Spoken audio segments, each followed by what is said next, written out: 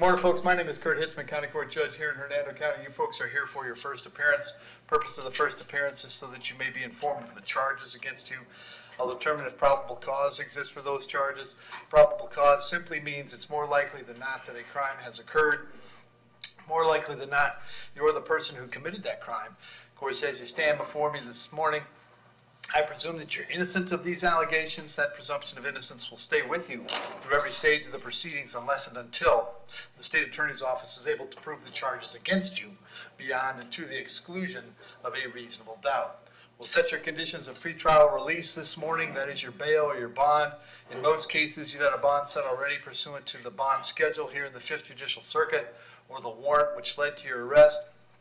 I'll determine if that bond should be raised or lowered or left the same, or whether there'll be additional conditions of pretrial release placed upon you. We'll let you know when your next court date will be, and if you'd like to have the services of the public defender, I'll gladly appoint the PD to represent you this morning. You do have a right to have contact with folks on the outside, family, friends, counsel. Finally, and most importantly, you're advised that you do have an absolute right to remain silent with regard to the facts which surround your arrest. I encourage you to do that. These proceedings are being recorded. In addition, there is an assistant state attorney in the courtroom with me. If you say something that tends to incriminate you, they will use it against you in the prosecution down the road. I now need each and every one of you there at the jail to please raise your right hands and be sworn. You all solemnly swear affirm, tell the truth, whole truth, nothing but the truth. Outstanding. When you hear your name called, you can step forward to the podium. Daruz Bartasek.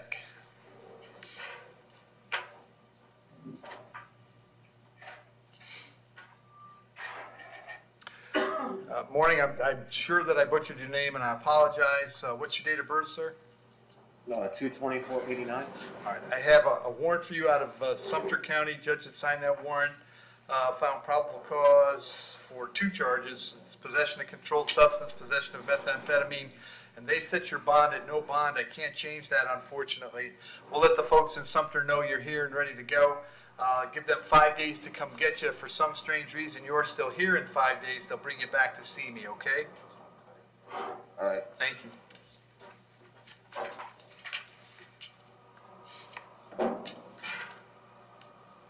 Kenneth Caspicino. Morning, sir. What's your date of birth? February 7th, 1979.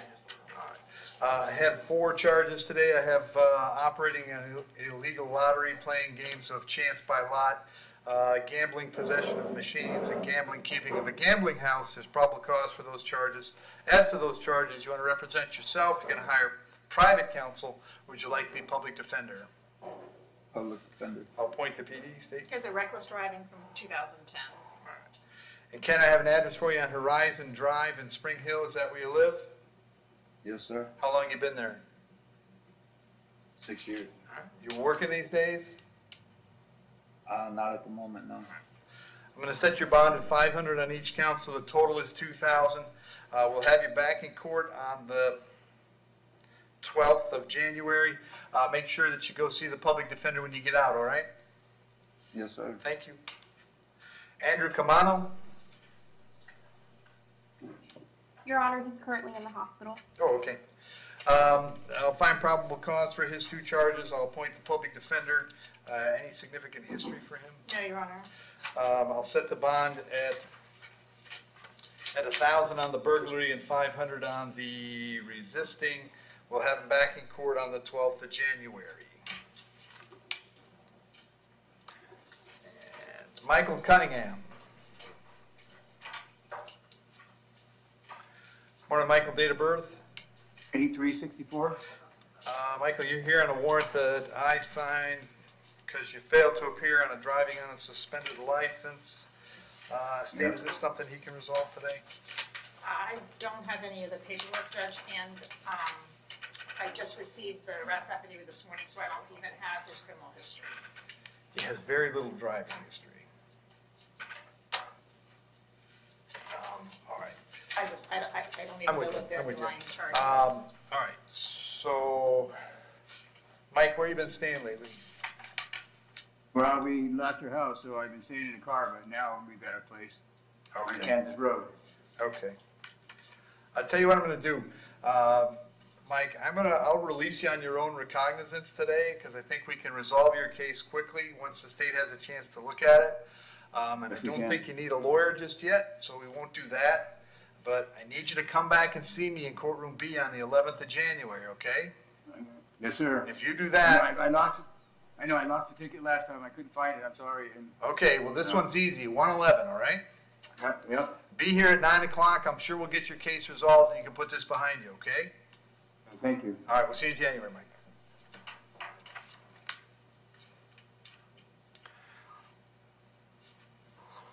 Leonard DiGiorlamo.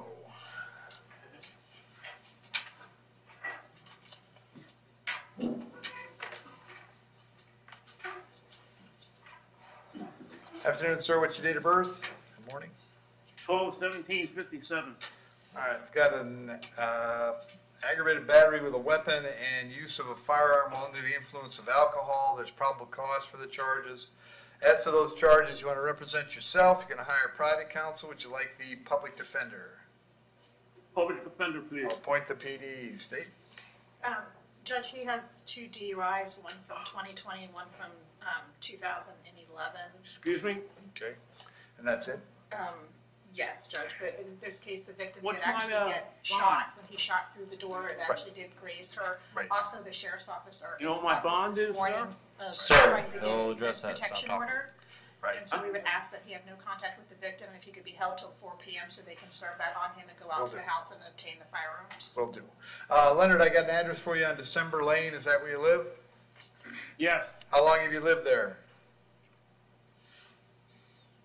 4 years, 5 years? All right. And does Tina live there as well? Yeah. All right.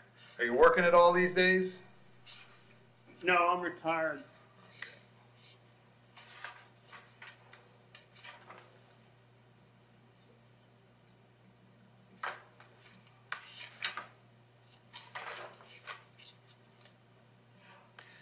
All right. On the aggravated battery, I'm going to set your bond at $10,000. On the weapons possession with alcohol at $500.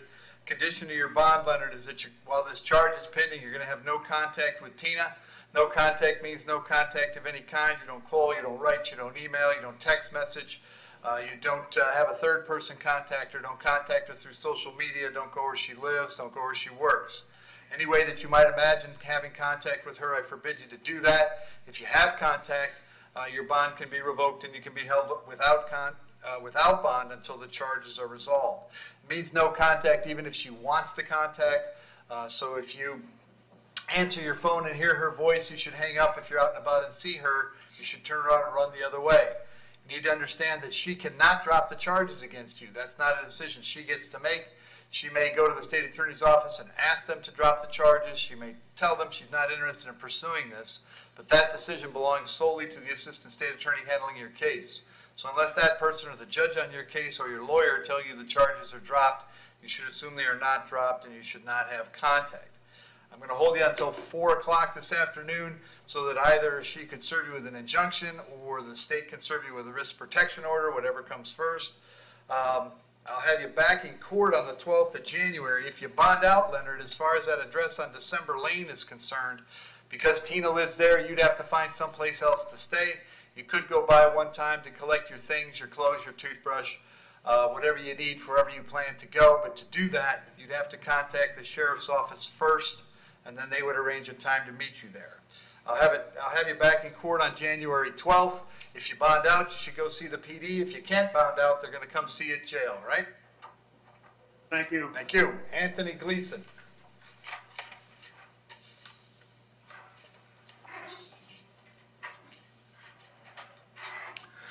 Our morning, Anthony, date of birth?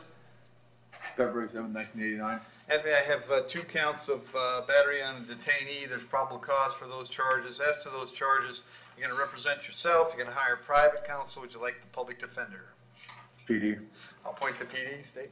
Judge, he has 2 bat seconds from 2022, criminal mischief 2012, and 2 misdemeanor batteries, one from 2013 and one from 2012.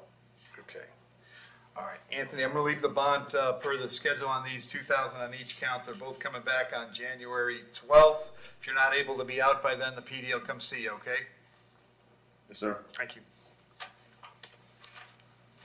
Clark Hotham. This was here yesterday, right? Morning, sir. Date of birth? April 22nd, 1950. Now we have an assault on a law enforcement officer. There's probable cause for that charge. As to that charge, you're going to represent yourself. You're going to hire private counsel. Would you like the public defender? Private counsel. Very good. State. I don't show any priors, Judge. Well, he got arrested yesterday. He was at first appearance for a hit and run with serious bodily injury, I believe. It hasn't made our system yet. Wouldn't have, because it was Yeah. yesterday. He didn't get out of the jail before this happened. And did he say he's representing himself? Judge? He's going to hire private. Oh, private, okay, thank you.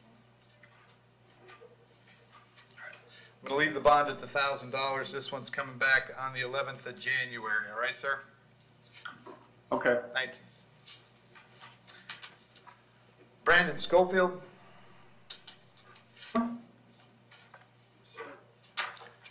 Morning, Brandon. Date of birth? 7/28/86. All right. State, is this one that can get resolved today?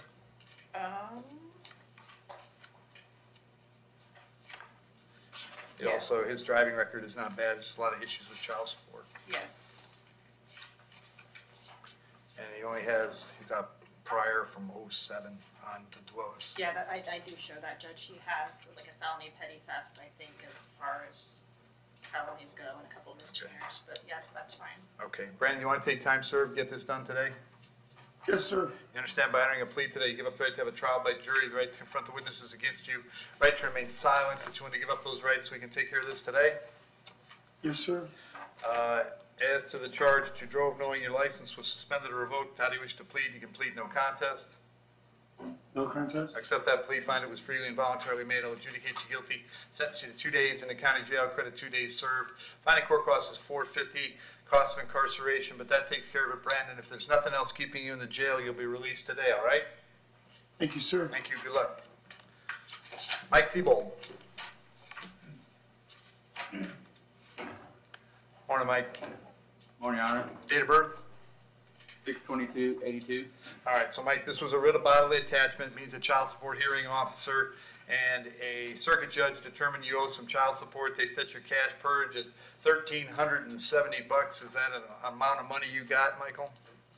No, sir. I got about about $400 on me today. Okay. And you've been working, right? Yes, sir. Okay.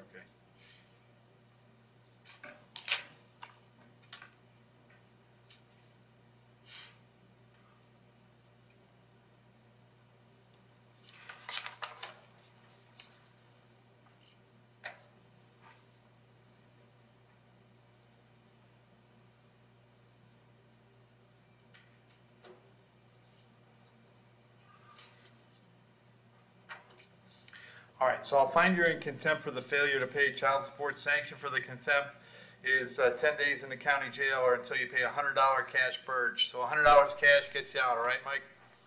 Yes, sir. That sounds good. All right, but once you're out now, and I know you've been working on this, but make sure you get back to the folks at child support and make sure what's percolating gets cleared up. If you don't clear it up, then this can happen again, okay? Yes, sir. All right, we'll see you in January. All right. Thank you, Your Honor. You bet. Chester Smith.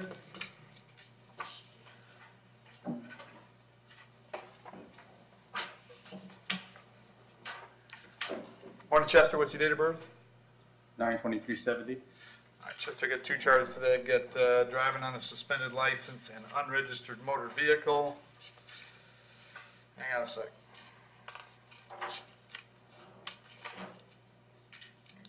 Okay. Probable cause for those charges. As to those charges, Chet, you want to represent yourself? You're going to hire private counsel. Would you like the public defender? Public defender. I'll point to PD. State any history. Judge, he has several no valid driving, driver's license, attaching tag not assigned, DWLS, and criminal mischief. Okay. And Chester, where you been staying lately? Right here in Hernando County, Flington Road. Okay. You working at all? Yes, sir. I got Quest Professionals in Spring Hill. Okay. On the driving on a suspended license, I'll set your bond at $500. On the tag, at ROR, so your total is 500. I'll have you back in court on January 11th, all right? Yes, sir. Thank you. Michael, Tippy?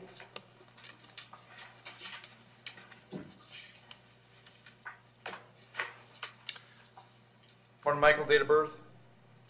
November 14th, 74. All right, Michael, I've got 4 charges. I got 2 counts of possession of controlled substance, 1 count possession of drug paraphernalia, 1 count playing games of chance by lot. There's probable cause for those charges. As to those charges, you wish to represent yourself, you're going to hire private counsel. Would you like the public defender? Public defender, please. I'll appoint the PD, Steve. Judge several, driving on a suspended license, possession of cocaine, grand theft, domestic violence, battery, strangulation, misdemeanor battery, possession of controlled substance, and 3 fleeing to elude. All right, and Michael, I got an address for you on Centerwood Ave. Is that where you live? Yes, sir. How long you been there? About 4 months, maybe. All right, you working these days? Yes, sir. What do you do? I'm a tree trimmer. Okay.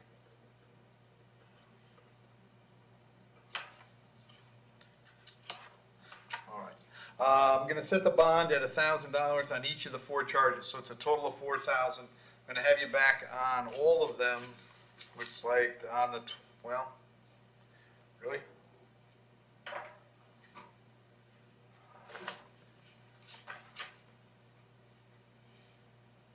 Okay.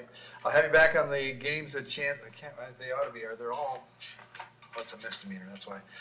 The games of chance will be back on January 11th. The other 3 charges on January 12th.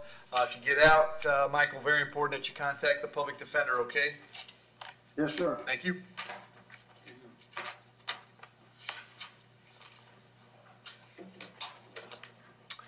Christopher Vale Montiel.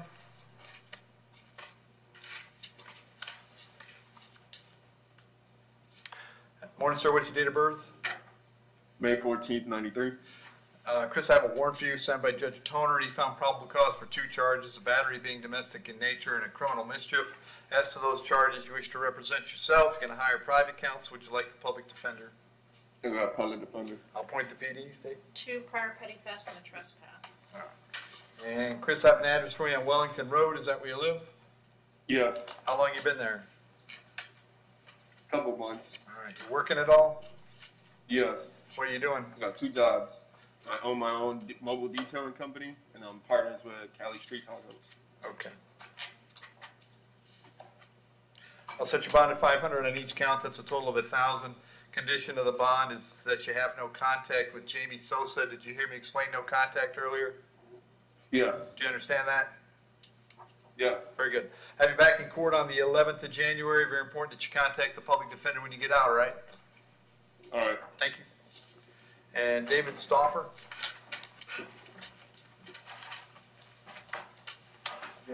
Charles Markley for Mr. Stauffer, Your Honor. He resolved his felony yesterday with 48 months DOC. We'd like to resolve his misdemeanor. Case number, charge. It's 22 MM 2883, charged with possession of marijuana, possession of paraphernalia. And I believe, if I remember right, it was 45 days in. Very good. But So, David, you want to take time served on these misdemeanors? Yes, sir. Please, sir. All right. You understand by entering a plea today, you give up the right to have a trial by a jury, the right to confront the witnesses against you, the right to remain silent. Do you want to give up those rights so we can resolve these today? Yes, sir. Case number 22 MM 2883, as to the charge to possess marijuana, how do you wish to plead? You may plead no contest. No contest. As to the charge to possess paraphernalia, how do you wish to plead? You may plead no contest. No contest. Accept those pleas, find they were freely and voluntarily made. I'll adjudicate you guilty on both. 45 days on both.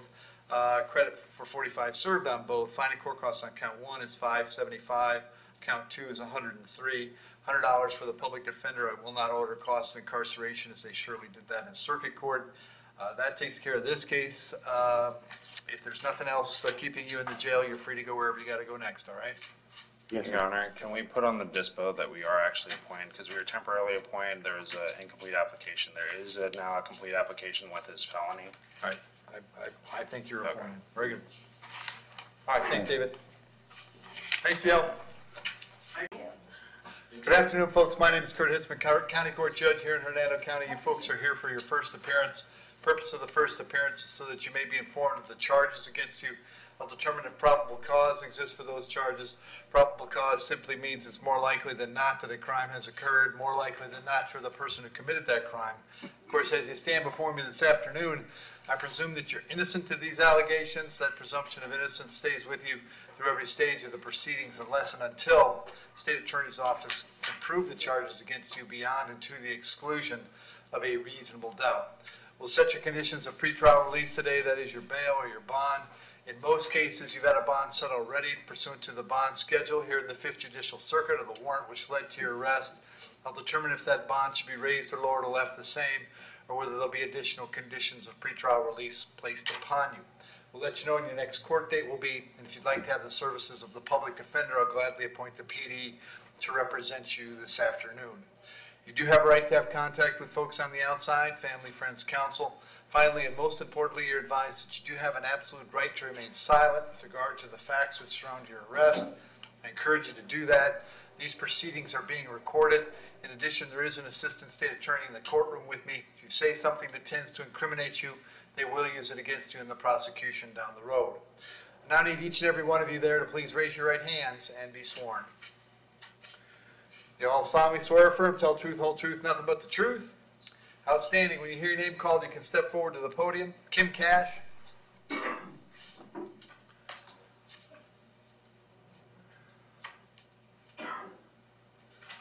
Afternoon, Kim. Date of birth? 9/12/65. Kim, the charge is grand theft auto. There's probable cause for the charge. As to that charge, you're going to represent yourself. You're going to hire private counsel, which is like the public defender. Public defender. I'll point the PD. State. Your Honor, she has a pending petty theft before Your Honor. She was arrested on October the 25th. She's got court on January the 3rd. At this time, the state would be moving to revoke her bond. In that case, it's 22 MM 2788. Other than that, she has no other bond on this. All right. So Kim, it appears you have an open theft case, a misdemeanor theft case right now. Job number one, when you're out with pending charges, is don't pick up new charges. It appears to me that you have. Therefore, pursuant to Florida Statute 903.0471, I'm going to revoke your bond in 22 MM 2788. We'll hold you without bond on that case until the 3rd of January. My guess is we'll be able to resolve your case then. On the felony case today, I'll set your bond at $2,000. That will be coming back on the 3rd of January. The public defender, also on the 3rd, the public defender is going to come see you at the jail before you go back to court, see if we can get these things resolved, all right? Yes, sir. Thank you. Crystal Hovis.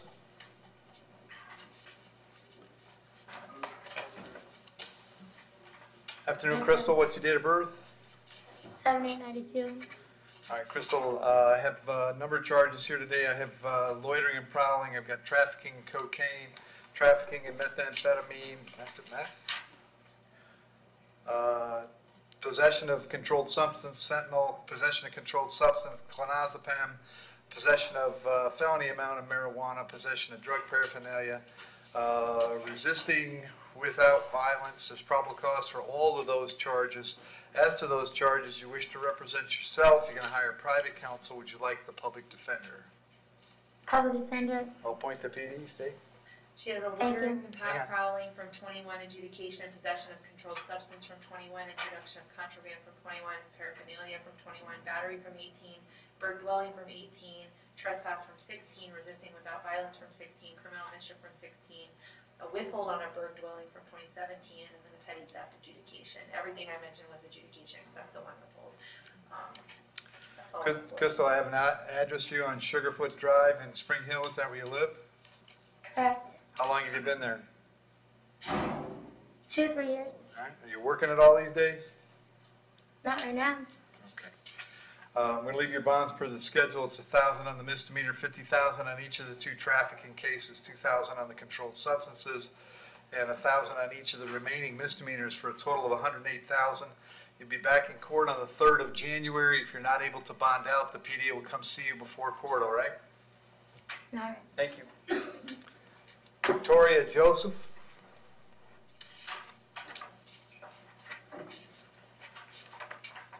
Morning, Victoria. Afternoon, Victoria. What's your date of birth? June 7, 2002. Charge is violation of condition of pretrial release. There's probable cause for that charge. As to that charge, you're going to represent yourself. You're going to hire private counsel. Would you like the public defender? Yes. I'll appoint the PD, State. Your Honor, the case that's pending is a misdemeanor battery 22 MM 521, which is set for arraignment on January the 9th. This was a violation of the no contact order in that case, so at this time I'd be asking them to revoke her bond in 22 MM 521. And otherwise, there's no other history. Very good. So Victoria, same thing. It appears that you had a pending charge and you were out on bond. Job number one, as I mentioned, is don't commit new charges. Appears to me that you have. Therefore, pursuant to Florida Statute 903.0471, I'll revoke your pretrial release in 22 MM 521. That case is coming back on the 9th of January. I'll set the bond in this case at $1,000. Of course, you can't bond out because I just RCO'd you on the other case. I'll send this one also to the 9th of January, so both of your cases will be coming back on the 9th. The public defender will come and see you before then, and hopefully we'll get your cases resolved that day, all right? Okay. Thank you. Thank you. Deidre Tower. Afternoon, Ms. Tower. What's your date of birth? 07/15/99. All right, Ms. Tower, I have two warrants for you. The first one is a warrant I signed. I found probable cause for a violation of probation. The second one is a warrant I signed where you failed to appear in my court on a driving on a suspended license. As to those charges, you wish to represent yourself. You're going to hire private counsel. Would you like the public defender? A public defender. I'll point to PD. The bond on the VOP is no bond. I'm not going to change that. I'll have you back in court on January 11th.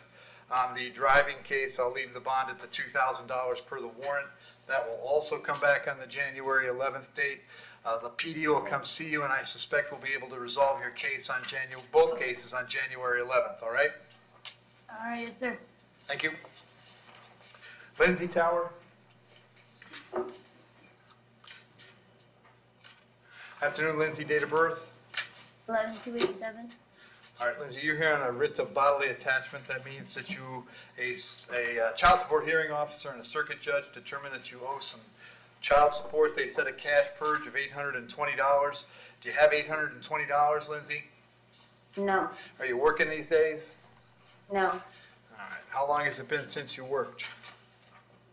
A couple of years. Okay. Is there any amount of money, Lindsay, that you could get someone to bring to the jail if that money meant getting out of jail? Any amount? Possibly. Let's say it again.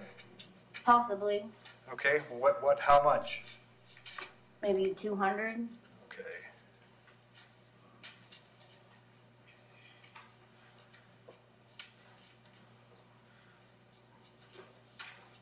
So, Lindsay, I'll find you in contempt for the failure to pay child support. The sanction for that contempt is 10 days in the county jail or until you pay a cash purge of $100. So if you get somebody to bring $100 to the jail, you can get out. The $100 is cash. Otherwise, you do the 10 days. In either event, Lindsay, when you get out, you want to go see the folks at Child Support Enforcement and do something to clear this issue up. If you don't do that, eventually they're just going to start the process over again and you're going to spend another night in jail, all right? Okay. All right, thank you, Lindsay. Harold Hanna.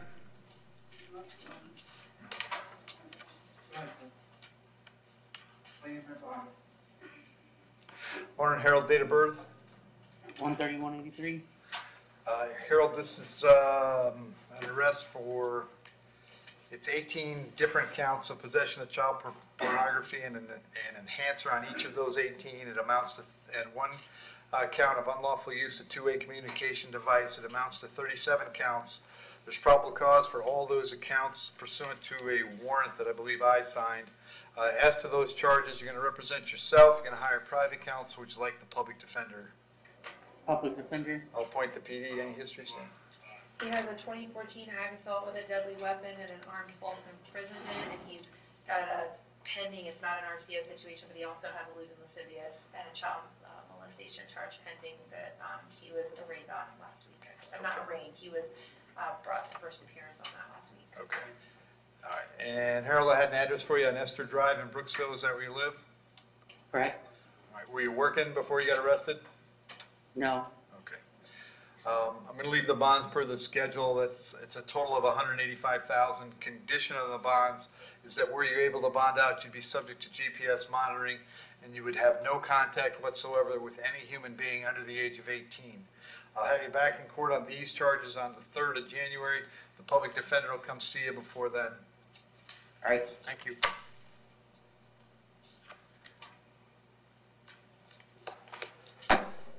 Curtis Narrison.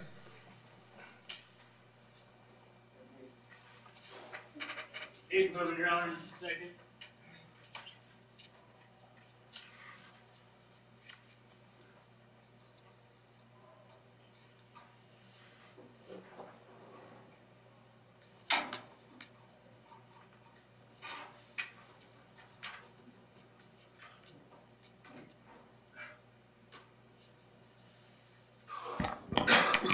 Afternoon, sir. What's your date of birth? 7/23/96. All right, so you're here on a warrant that was signed by Judge Bell. She found probable cause for one count of battery being domestic in nature. There's probable cause for that charge. Therefore, as to that charge, you're going to represent yourself. You're going to hire private counsel. Would you like the public defender? I'll get a public defender. I'll point the PD. State. Your Honor, once again, he's got a pending open I was misdemeanor poisoned charge. last night, Your Honor. Hang on. A little out of it. He's got a pending driving on a license suspended charge in front of Your Honor. The case number is 21 CT 233. He's set to come back for status on January 5th on that case. The state would request that this time Your Honor revoke his bond in that case. Oh, no, actually, never mind. That was a miss to appear, so I'll disregard that. Other than that, he's got an environmental violation, 2 of those from 2021, resisting without violence in 19, driving on a suspended from 19, a battery from 18, and a trespass from 2016 on the state highway. And Curtis, I have an address for you on Pitcairn Street in Brooksville. Is that where you live? Yes, yes, sir. Okay, how long have you lived there? I just came back from that outage work I was doing, and I've been there for about a week. Okay. I have a court date with you on the 5th. Okay, yes, I know that. Does Maria live at that Pitcairn address as well? No, no, sir. She lives with my mother. Okay. Do you have a job these days? Yes, sir. I work for Treetop Tree Service and Samson Construction. I work 2 jobs. Very good. I'll set your bond at $500. Condition of the bond is that while the charge is pending, you'll have no contact with Maria. No contact means no contact of any kind. You don't call, you don't write, you don't email, you don't text message, don't contact her through social media. Don't have a third person contact her. Don't know where she lives, don't go where she works. You don't have any contact of any kind. I'll have you back in court on the 11th of January. Well, can we move it to the 5th case? Yes. I'll have you back on the 5th of January where your other case is. If you get out, make sure you go see the PD right away. Thank you.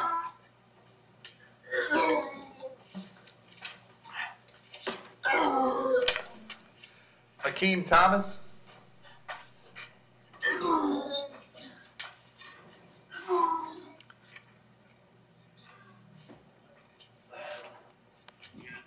Afternoon, Hakeem, date of birth?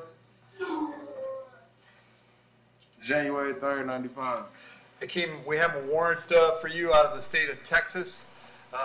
Your options this afternoon are this. You're entitled to have an extradition hearing on that warrant if you wish. The point of an extradition hearing would be to determine if you're the right guy and if there's actually a valid warrant for you in the state of Texas.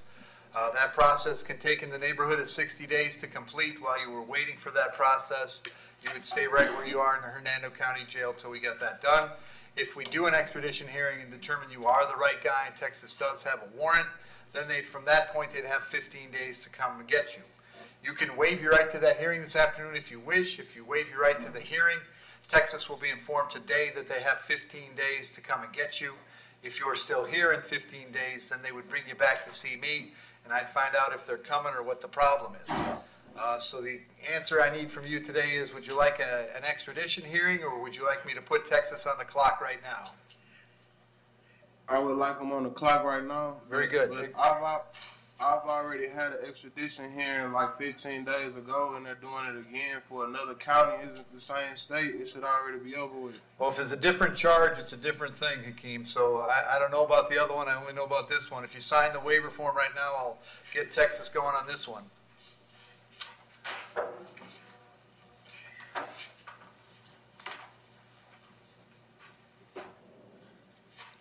Very good, Sir, thank do you, you, Hakeem. We'll get them going. do you- If you're still here at 15 now, they'll bring you back to see me, all right? All right, but do you have the date that the incident occurred? In Texas? Yes, sir. No, I don't know anything about it. I just get a teletype hit, Hakeem, that says there's a warrant. All right, thank you. Just 2 cases, I think. Daniel Simpson?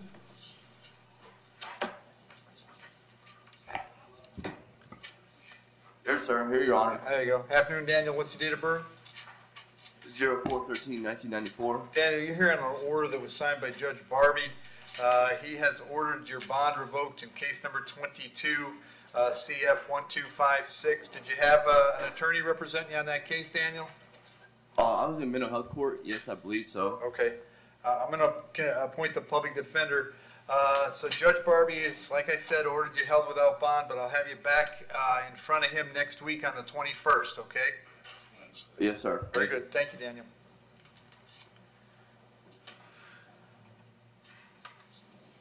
Dylan Burgess. Yes, Your Honor. Morning, Dylan. What's your date of birth? February 3rd, 2003.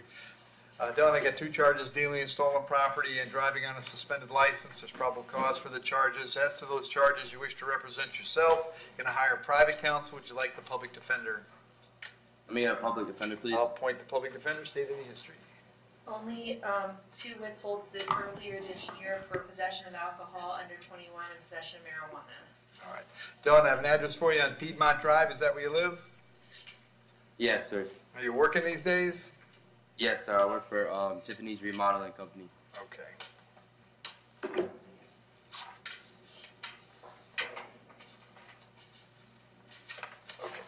All right, on the dealing charge, Dylan, I'll set your bond at $2,000, on the driving at $500, so your total is $2,500. I'm going to have you back in court on January 3rd. Very important that you contact the PD when you get out, okay? Okay. Thank you. Appreciate that. Yep.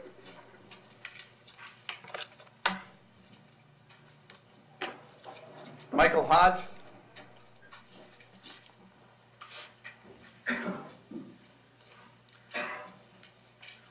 Afternoon, Michael. Date of birth?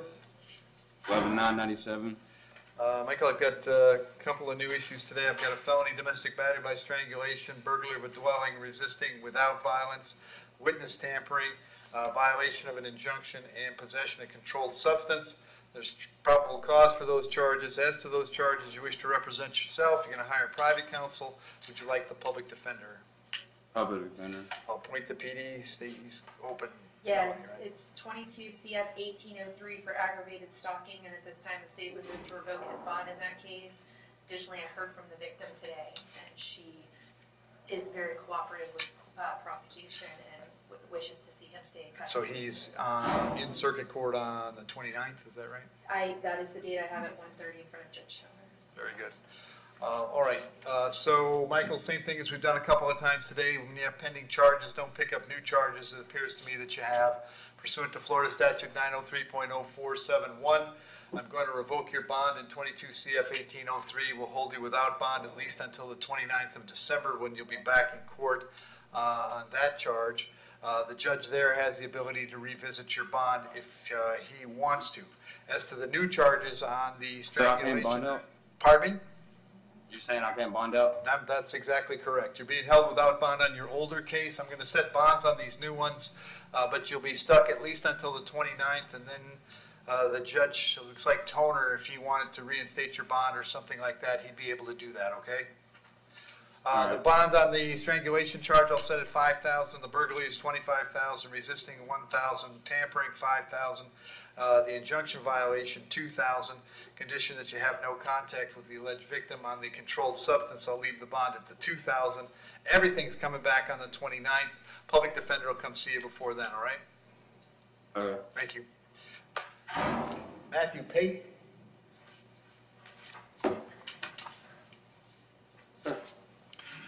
Mr. Pate, what's your date of birth? 02/08/79. All right. Mr. Payne, I have two issues. First is a possession of controlled substance, and then we have a hit and run with a serious bodily injury. There's probable cause for those charges. As to those charges, you wish to represent yourself. You're going to hire private counsel. Would you like the public defender? Public defender. I'll point the PD, State. Is a possession of cocaine withhold from 2015 and a DUI second from 2015. And sir, I have an address for you on West Carmen Street in Tampa. Is that where you live? Yes. How long have you been there? 2 years. All right. And you have a job these days? Yes. What do you do? Management. What do you manage? Air conditioning company. On the controlled substance, I'll set your bond at $2,000. That's coming back on the 3rd of January. On the hit and run, I'll leave that at $5,000. That's also coming back on the 3rd of January. If you bond out, you should contact the public defender right away, okay? Sir. Thank you.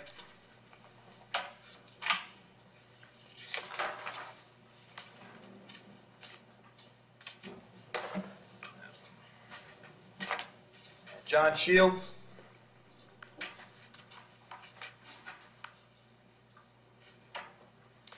Afternoon, John. Date of birth? 7/27/1985.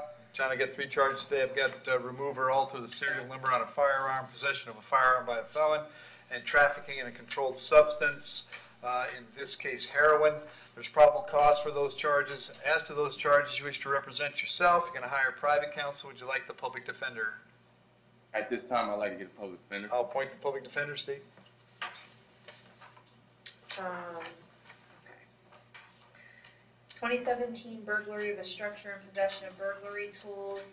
2015 possession of cocaine and paraphernalia. 2013 burglary of a dwelling and grand theft.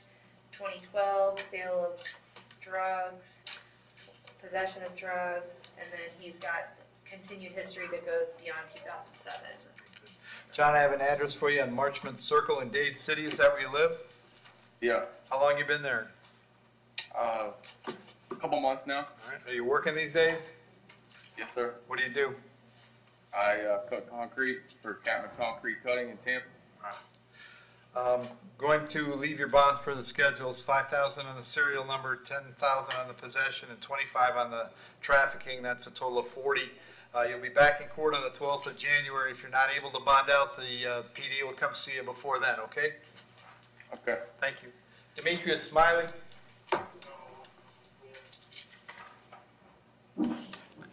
Afternoon, sir. Date of birth? March 24th, 1993. Demetrius, I got 2 charges today. I got the battery being domestic in nature and a petty theft. There's probable cause for those charges. As to those charges, you wish to represent yourself. You're going to hire private counsel. Would you like the public defender? A public defender, sir. I'll point the PD, State. I see a no valid from 2015 and then a dropped battery from when he was a juvenile back in 2009. All right. Demetrius, I got an address for you on Hanover Court in Spring Hill. Is that where you live? Yes, ma'am. Yes, sir. All right. How long have you been there? I've been there for a while with my Okay. grandma.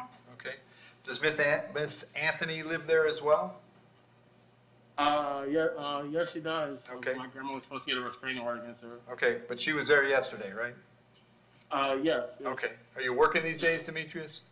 Yes, Popeyes on US 19, Gotcha. Spring Hill Drive. Okay. I'm going to set your bond at $500 on each count. That's a total of $1,000.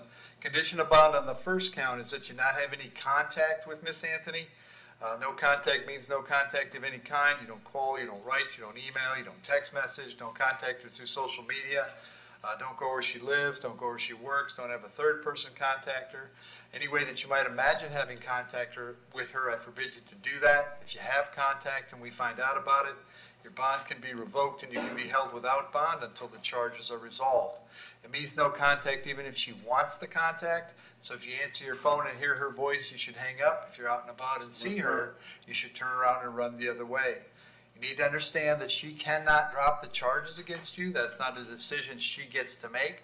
She may go to the state attorney's office and ask them to drop the charges, but that decision belongs solely to the assistant state attorney who will be handling your case. So unless that person or the judge on your case or your lawyer tells you the charges are dropped, you have to assume they're not dropped. I have to hold you until 4 o'clock this afternoon so that if she wanted to serve you with a civil injunction for protection against domestic violence, we'd know where to find you. If you get the civil injunction, it's doubly important you not have contact, because in that case, not only would you get your bond revoked here, you'd get new charges for violating the injunction. Now, as far as the home on Hanover is concerned, if she winds up being somewhere else, you can go back there. If she's still there, you're going to have to go someplace else until either she leaves there or we get this case resolved. If you have to go someplace else, you can go by the house one time to collect your clothes, your toothbrush, whatever you need. But to make that happen, you have to contact the sheriff's office first.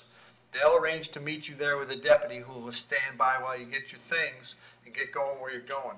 I'll have you back in court on January 11th, Demetrius. Make sure that you reach out to the PD when you get out, okay? Okay. Thank you. Sam Stockdale? Yes, sir. Afternoon, sir. Date of birth? 7685. Sam, it's that same charges as Crystal had: loitering and prowling, trafficking cocaine, trafficking in meth, 2 counts of controlled substance, possession of marijuana, possession of drug paraphernalia, and resisting without. There's probable cause. As to those charges, you're going to represent yourself, hire private counsel. Would you like the public defender? PD, please, I'll sir. appoint the PD, State. Yes, Your Honor, he has a fleeing, a felony driving unsuspended, a felon in possession of a firearm, a use or display firearm during the commission of a felony, a resisting without violence, and no motorcycle endorsement, all from 2015. On those felonies, he received a 5-year sentence in Department of Corrections. Then he's got history that goes back in 2007 and 2008, most notably a DUI causing death from 2008. And Sam, I have an address for you on Indian Lake Road in Daytona Beach. Is that where you live? No, sir, no, sir. I live on, it was Indian Trail in Brooksville, sir. Okay. All right. Are you working these days? Sir, I was, sir. I just lost my job, sir. All right, very good. I'm going to leave the bonds per the schedule on this. As I've mentioned before, that's a total of $108,000. You'll be back in court on the 3rd of January. If you're unable to bond out, the PD will come see you at the jail before the 3rd, okay? Yes, sir. Thank you. Larry Stone?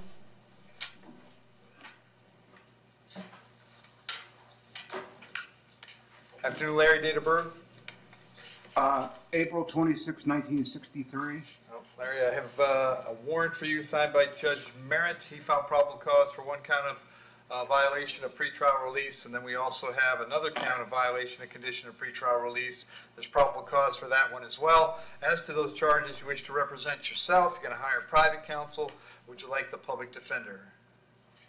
I'll probably hire a private attorney. Very good. And State, I understand he got RCO'd in circuit court today already. That's my understanding as well, Your Honor. Okay. I'm going to do it here anyway, just... Okay, right. thank you. So, Larry, because you had the open case, and I think they did this in circuit court already, but I will also recommit you on that case, which is 22 CF 1334. You're already on no bond on that, but now you're on no bond through here as well. I'll set a bond on these 2 new cases of $1,000 each. Both of these are coming back on January 11th. The public defender will come see you before all of your court dates, okay? No, he wanted private attorney, I think. Oh, private attorney, right, sorry, private attorney. Thank you, Larry. You said Thank January you. 11th? 11th on these, yep. And John Thomas. So, do you know what happened? Because I understand he was in court on these charges today He already. was arraigned on these today. It's very confusing. Did they set bonds? I did not get that information from Mr. Lehman. He said he was arraigned on him, but he's never gone to first appearance. It's a very confusing situation. The rate was at 130, so he had 30. Oh, I thought it was, maybe that's what he told me, that he has court today. Yes, court today. But it's been filed on, he has arraignment, a PRR notice has been filed, an HFO notice has been filed, but he hasn't been, been given first appearance. So we could just leave it at, if it's. Sure. Well, so John, I have 2 warrants. They're both signed by Judge Merritt in each case. He found probable cause for a burglary of a dwelling. As to those charges, you're going to represent yourself. You're going to hire private counsel. Would you like the public defender? I would like the public defender, but there's already some defendants that's hired from the public defender on this case. Well, they'll sort that out, John. At first appearance, we go ahead and appoint the PD, and if there's a conflict, we take care of that right away, okay? Yes, sir. All right, and then, so he has court today, so He that's what does. we're putting as a return date? We can put that as a return date, yes. Okay. Oh, that's what it says on here. All right, so John, it looks like you're going to court this afternoon on these for arraignment. I'll leave the bonds per the warrant, which is $10,000, appoint the public defender, and I think you'll be in front of Judge Toner then, that has court? Yes. You'll be in front of Judge Toner on these charges this afternoon, okay? Thanks, sir. Thank you. And that's it. Thanks, Joe. Good afternoon, folks. My name is Kurt Hitzman, County Court Judge here in Hernando County. You folks are here for your first appearance. Purpose of the first appearance is so that you may be informed of the charges against you. I'll determine if probable cause exists for those charges. Probable cause simply means it's more likely than not that a crime has occurred, more likely than not you are the person who committed that crime. Of course, as you stand before me this afternoon, I presume that you're innocent to these allegations. That presumption of innocence will stay with you through every stage of the proceedings, unless and until the state attorney's office is able to prove the charges against you beyond and to the exclusion of a reasonable doubt. We'll set your conditions of pretrial release this afternoon. That is your bail or your bond. In most cases, you've had a bond set already pursuant to the bond schedule here in the 5th Judicial Circuit, or the warrant which led to your arrest. I'll determine if that bond should be raised or lowered or left the same, or whether there'll be additional conditions of pretrial release placed upon you. We'll let you know when your next court date will be, and if you'd like to have the services of the public defender, I'll gladly appoint the PD to represent you this afternoon. You do have a right to have contact with folks on the outside, family, friends, counsel. Finally, and most importantly, you're advised that you do have an absolute right to remain silent with regard to the facts that surround your arrest. I encourage you to do that. These proceedings are recorded.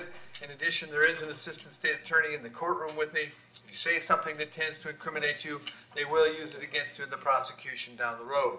And now I need each and every one of you there at the jail to please raise your right hands and be sworn. Y'all solemnly swear, affirm, tell truth, whole truth, nothing but the truth. Outstanding. When you hear your name called, you can step forward to the podium. Makeda Babb.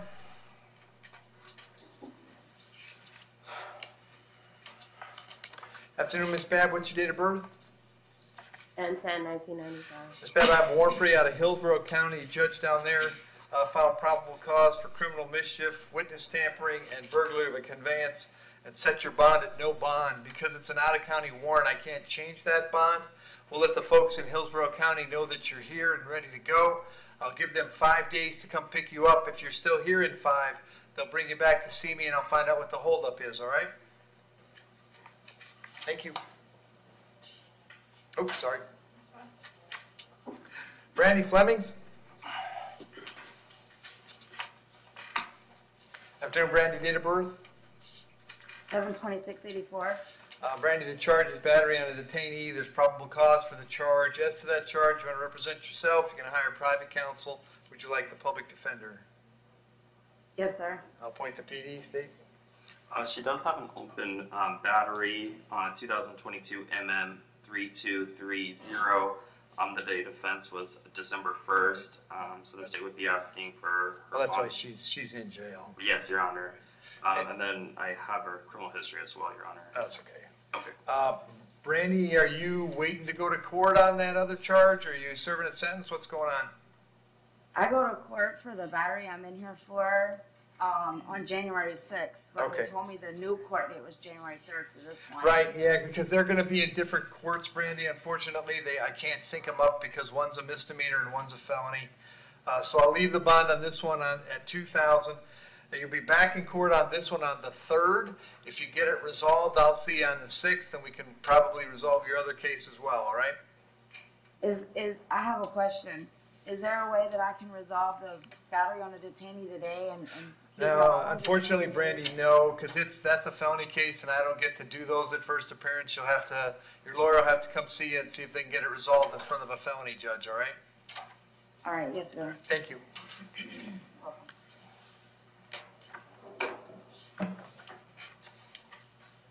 Jose Angomez.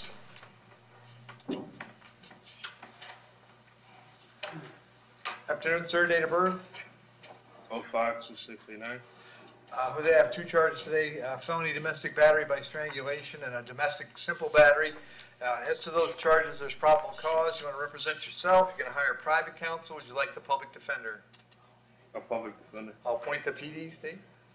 No criminal history, Your Honor. All right. And Jose, I have an address for you on Ken Lake Avenue, is that where you're living? Correct. How long have you been there?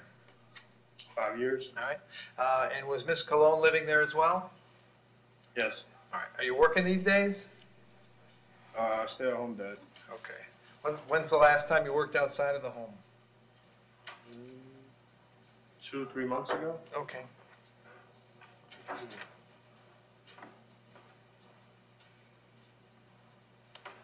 All right. Jose, on the felony domestic battery by strangulation, I'll set the bond at $2,000. On the simple battery at $500. It's a total of $2,500. Condition of those bonds, however, is that while these charges are pending, you're to have no contact with Ms. Cologne. No contact means no contact of any kind. You don't call, you don't write, you don't email, you don't text message. Don't contact her through social media. Don't go where she works. Don't go where she lives. You don't have any contact of any kind. Any way that you might imagine contacting her, I forbid you to do that. If you have contact and we find out about it, your bond can be revoked and you can be held without bond until the charges are resolved. It means no contact even if she wants the contact. So if you answer your phone and hear her voice, you should hang up if you're out and about and see her. You should turn around and run the other way. You need to understand that she cannot drop the charges against you. That's not a decision that she gets to make. She may go to the state attorney's office and ask them to drop the charges. She may tell them she does not want to pursue this case, but that decision belongs solely to the assistant state attorney handling your case. So unless that person or the judge on your case or your lawyer tell you the charges are dropped, you should assume they are not dropped and you should not have contact. In addition, I have to hold you today until 4 p.m. so that if she wanted to serve you with a civil injunction for protection against domestic violence, we'd know where to find you.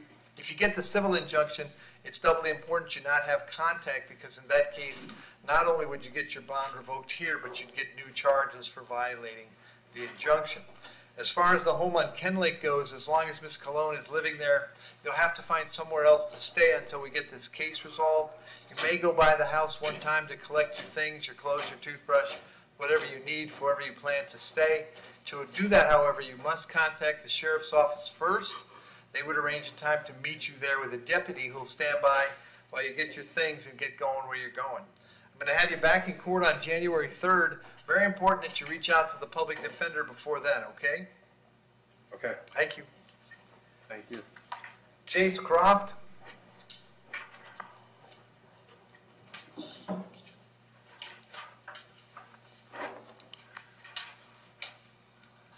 Afternoon, Jace. Date of birth? 6/21/70. Chase, I got a new charge of possession of drug paraphernalia, and it looks like you're currently on felony probation. Is that correct? Correct, sir. And so there's a probable cause arrest for the VOP. So there's probable cause for both charges. As to those charges, you wish to represent yourself. You're going to hire private counsel. Would you like the public defender? Public defender, sir. I'll appoint the PD. The bond, of course, on the VOP will be no bond. That's coming back on January 3rd. The paraphernalia, I'll set the bond at $1,000. That's coming back on January 11th. The public defender is going to come see you at jail before any of your court dates. All right, Jace? Yes, sir. Thank you. Do I wait to see him to ask for drug court? Yeah, you will need to see them to talk about drug court, and that certainly will be an option for you, and they'll discuss that with you, all right? All right, thank you. Have a good day. You too. Adam Forrest.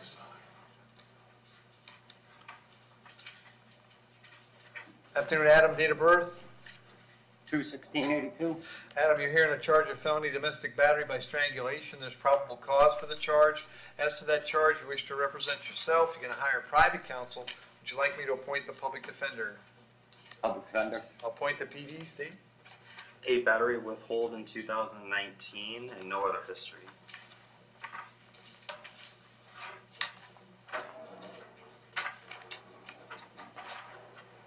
All right.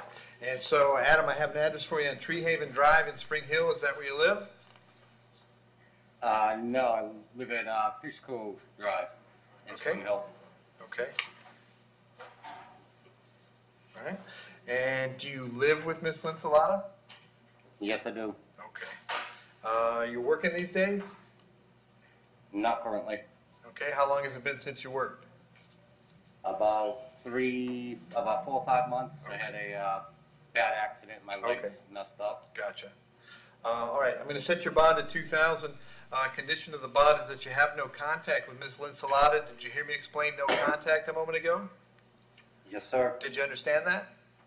Yes, sir. Very good. Also have to hold you until 4 p.m., so if she wants to serve you with an injunction, we know where to find you. As far as the home is concerned, you can go by one time to collect your things, but you must contact the sheriff's office first. I'll have you back in court on the 3rd of January. Very important that you contact the public defender when you get out, okay? Yes, sir. Thank you. Thank you, sir. Clark Hotham?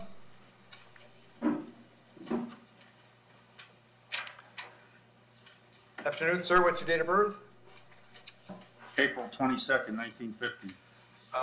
Sir, I have 4 charges today. I have leaving the scene of an accident, battery on a law enforcement officer, resisting with violence, and threat to do violence to a law enforcement officer.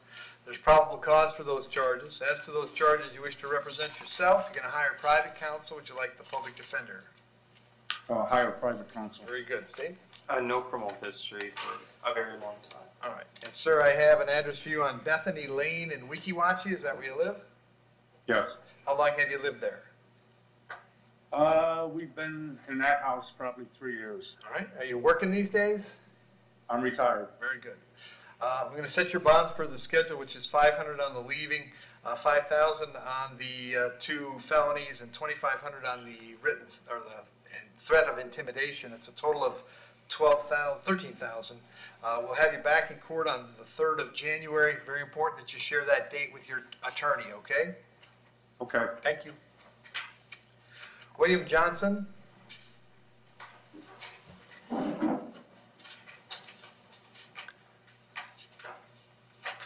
Afternoon, William. What's your date of birth? March 31st, 1959, sir.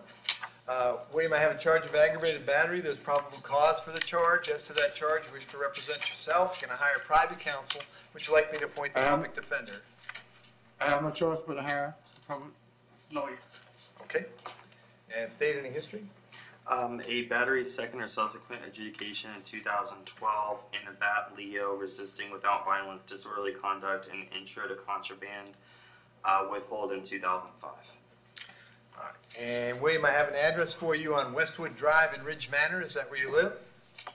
Yes, sir. I own that house. How long have you lived there? I built that house in 2000. All right.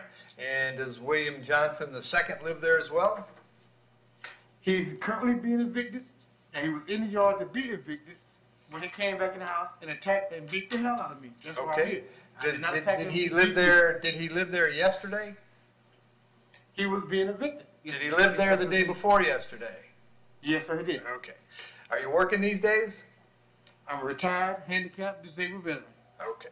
I'm going to set your bond at $2,000, William. Condition is that you have no contact with William II. Did you hear me explain what no contact means earlier? Exactly, sir. And you understood that? I want him out of my life, yes, sir. Okay, and I'm going to hold it till 4 o'clock, so if you wanted to serve you with an injunction, we'd know where to find you. Now, as far as the home goes, as long as William has gone someplace else, you can go back. If he's still there, you're going to have to find someplace to stay until we get this resolved, okay? I cannot go in a place. My wife has me on Baker Rack. When I leave here, they're taking me to the VA hospital to be mentally and physically evaluated. Okay, very good. I'll have you back in court on the 3rd of January then, William. Make sure you tell that date to your lawyer.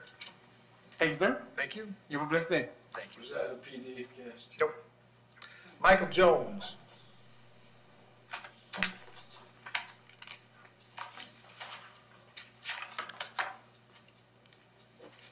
Afternoon, Mr. Jones. Date of birth, please.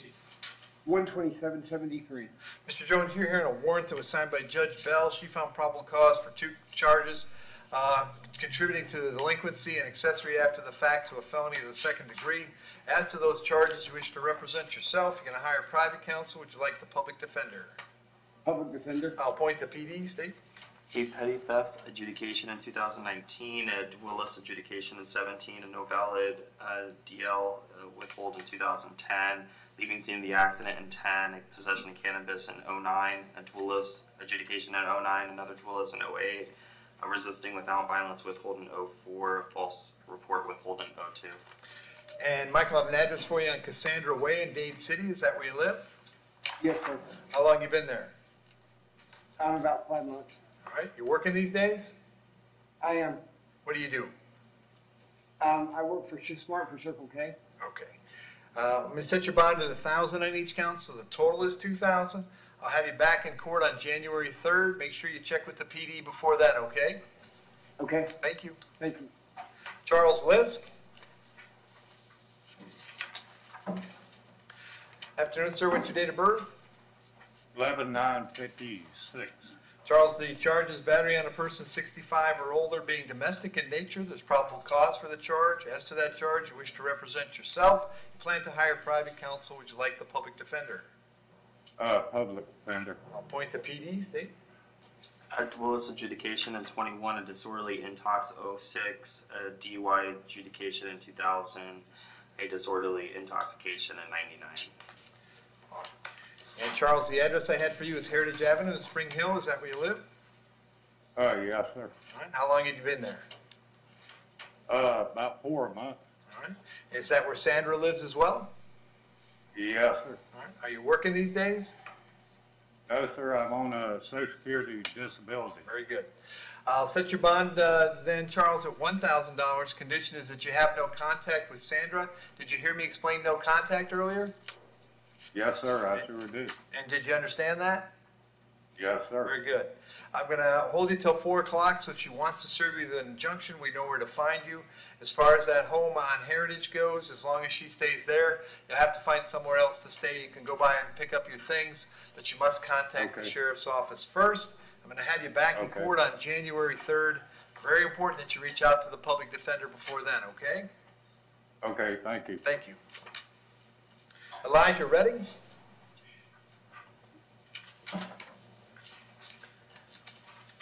Afternoon, Elijah. Date of birth? 6/19/1990.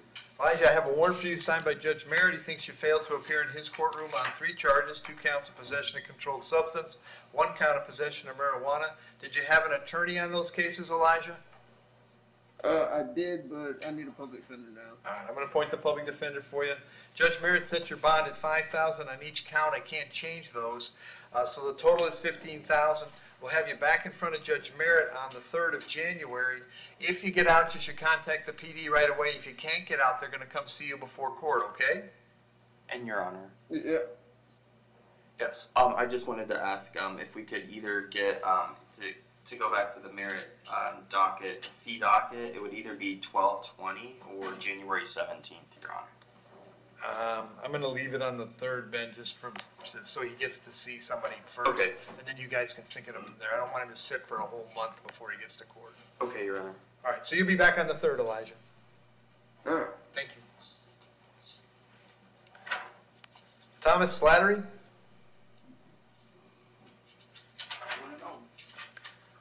Hello, Thomas. Date of birth?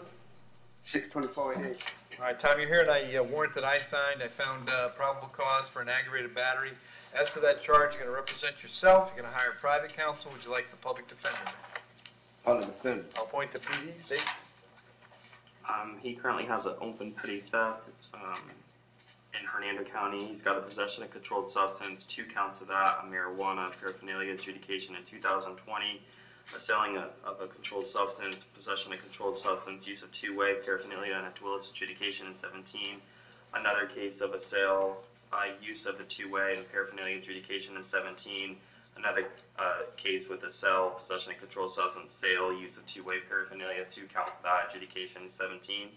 A grand theft adjudication in 2017, a paraphernalia adjudication in 16. Possession of a firearm with serial numbers altered or removed adjudication in 16, a battery in 14 adjudication, paraphernalia adjudication in 13, a petty theft adjudication withheld in 2010. That's good. You're good. You're good. Tom, are you working these days? No. Okay. I'm going to leave your bond at the $5,000. Condition is that you have no contact with the alleged victim. I'll have you back in court, Tom, on the 3rd of January. If you can't get out, PD will come see you, all right? Thank you.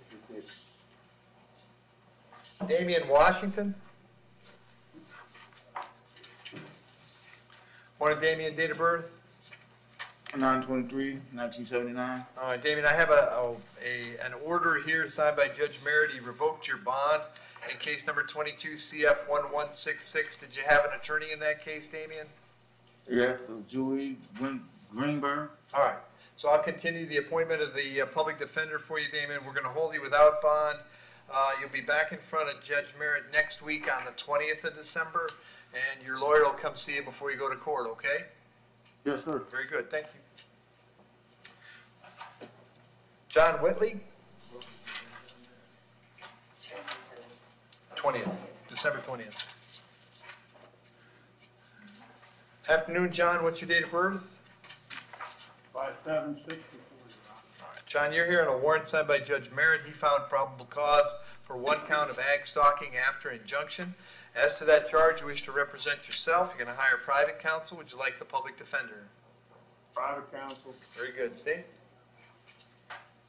He has 11 violation of pretrial release, domestic violence adjudication, February of 2022.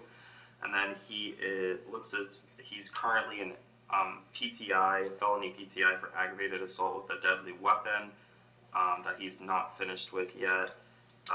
That will likely be rejected from that. And then a DUI adjudication in 16, another DUI adjudication in 2014. And John, I have an address for you on U.S. Highway 41. Is that where you live? Yes, sir. How long you been there?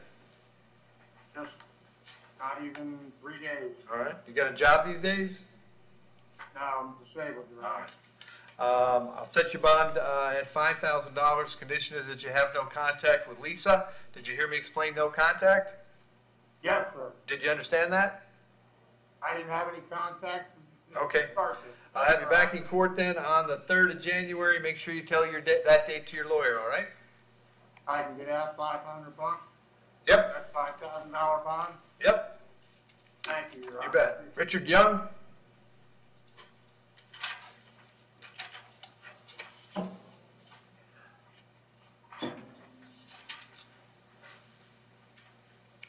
Afternoon, Richard, date of birth? March 27th, 1984. Richard, you have 3 charges today. I've got an aggravated battery being domestic in nature, possession of methamphetamine, possession of drug paraphernalia. There's probable cause for those charges.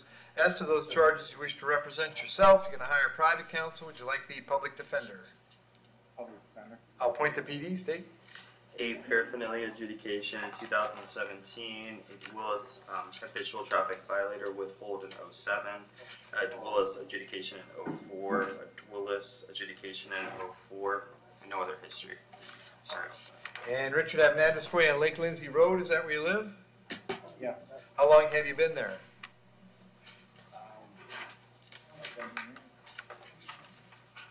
And do you live with Miss Stone Rock? Yeah. Are you working these days? I'll set your bonds at $1,000 on each count. That's a total of $3,000. Condition of the bond is that you have no contact with Miss Stone Rock. Did you hear me explain no contact? Yes. Did you understand that? Yes. Very good. Also going to hold you till 4 o'clock, so if she wants to get you an injunction in order to find you, as far as Lake Lindsay address goes, you can go by one time to collect your things, but you must contact the sheriff's office first. I'll have you back in court on January 3rd. Very important that you reach out to the public defender when you get out, okay? Thank you. And John Zero.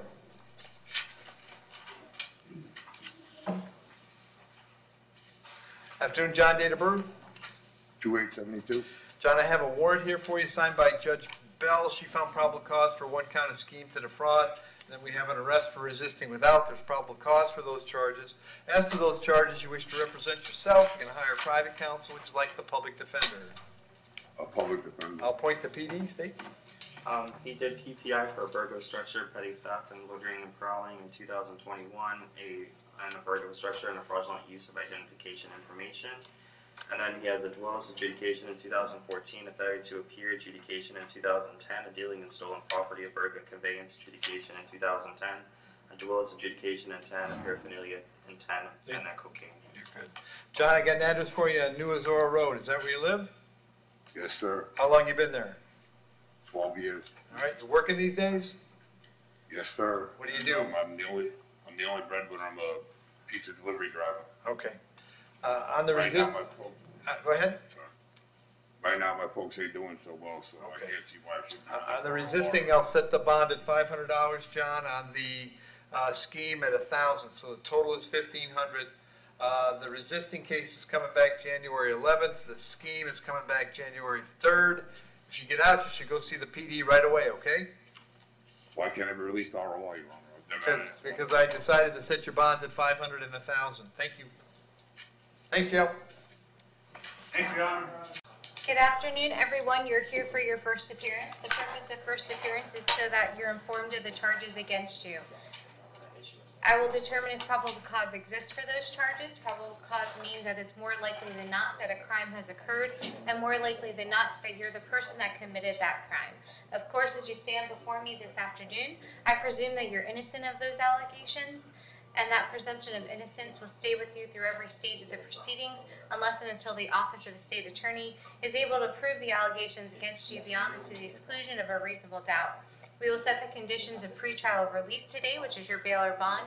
In most cases, you have a bond set already pursuant to the bond schedule here in the 5th Judicial Circuit under the warrant that led to your arrest. We will determine if that bond should be raised, lowered, or remain the same, and whether or not there will be additional conditions of pretrial release placed upon you. If you would like the services of the Office of the Public Defender, I'll gladly appoint the Office of the Public Defender to represent you. You're informed that you are have the right to have contact with folks on the outside, to include family, friends, and counsel. And most importantly, you're advised that you have an absolute right to remain silent, and I encourage you to do so.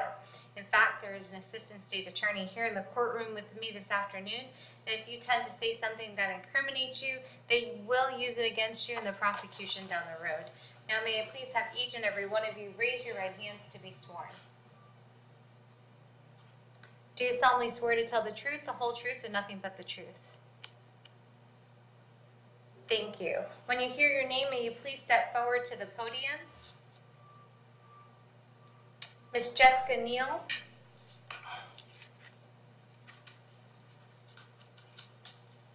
Hello. Good morning. 11. Good afternoon, ma'am. May I please have your date of birth? 11/4/1880. Thank you so much. I have a charge for you today of aggravated battery. There's probable cause for that charge. Are you going to represent yourself, hire a private attorney, or would you like the services of the Office of the Public Defender? I'm not even sure. This is my first time. So- I probably will look into an attorney. Okay, in the meantime, if you'd like, I can appoint an attorney, someone well-versed in criminal law. That would be from the Office of the Public Defender. I would appreciate that. Thank you. Yes, ma'am. I'll appoint the Public Defender's Office to represent you. Your Honor, she has no criminal history, and the victim is present in court, Mr. Silos, and he would like to request contact. Yes.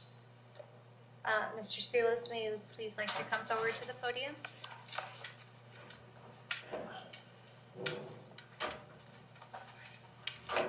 May you please raise your right hand to be sworn? Do you solemnly swear to tell the truth, the whole truth, and nothing but the truth? Yes. May you please state your name? Alexander Silos. And can you please tell me, what would you like to tell me today?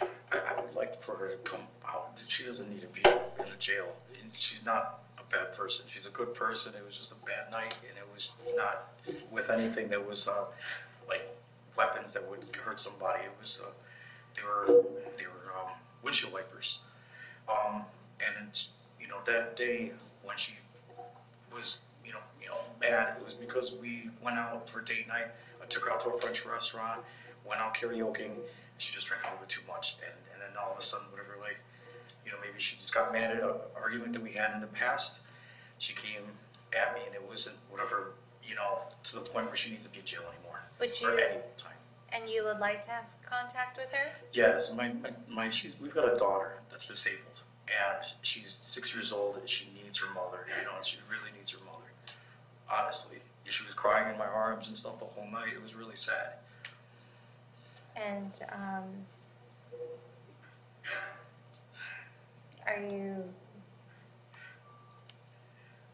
You're requesting contact with her? Yes.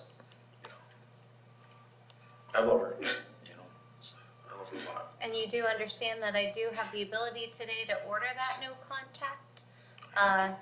And so by asking for contact, then, obviously if something arises, you can still call 911, but I could put this in place to help protect you. Yeah, no, I wouldn't even call 911.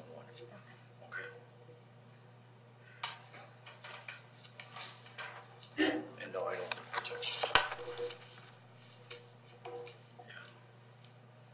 That night I left to a motel room to avoid fighting and arguing. And Miss Neal, how long have you lived at on Forest Oaks?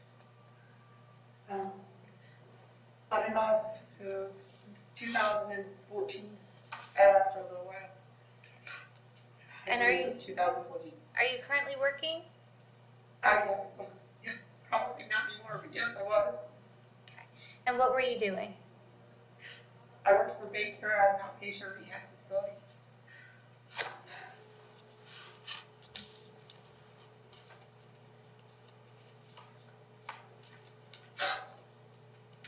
And there's no prior criminal history? No, Your Honor. No. I'm going to set your bond at $100.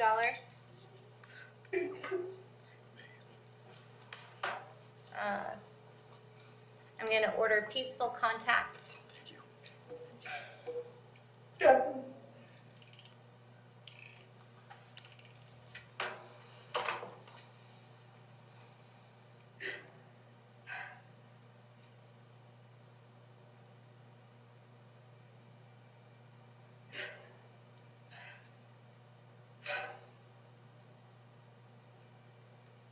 Your court date is going to be January 3rd at 1:15 p.m. in courtroom D.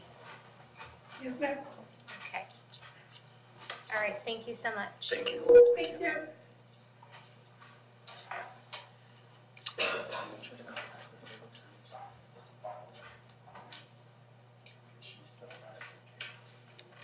Mr. Nathan?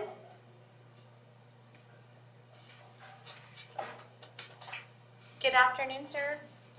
Good afternoon. May I please have your date of birth? August 21st, 2003. Thank you so much. Step 2.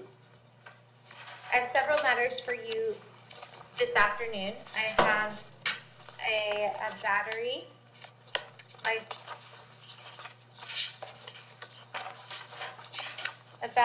detainee. There is probable cause for that charge. Are you going to represent yourself, hire a private attorney, or would you like the services of the Office of the Public Defender? I'll call it a phone, please. Yes, sir. I'll appoint the public defender to represent you. I also have a violation of probation for you this afternoon as well. There is probable cause for that violation. You're going to represent yourself, hire a private attorney, like the services of the public defender in that case as well. Public defender. Yes, sir. I'll appoint the public defender to represent you. In regards to the violation of probation, there is a no bond associated with that. I'm going to keep the no bond. Your court date is going to be December 15th.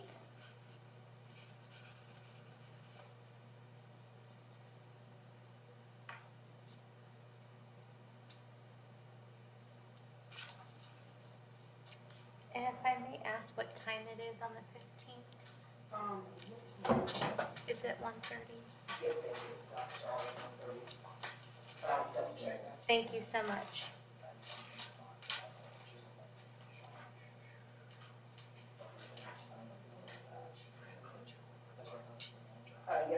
Thank you so much.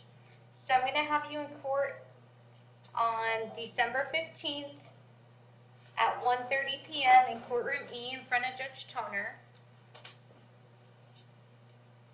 On the battery on detainee, I'm going to set your bond at $5,000. And I'm going to set your court date on the same day, December 15th.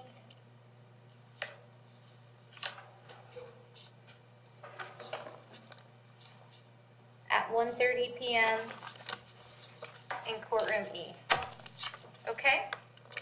Yes, ma'am. All right, thank you.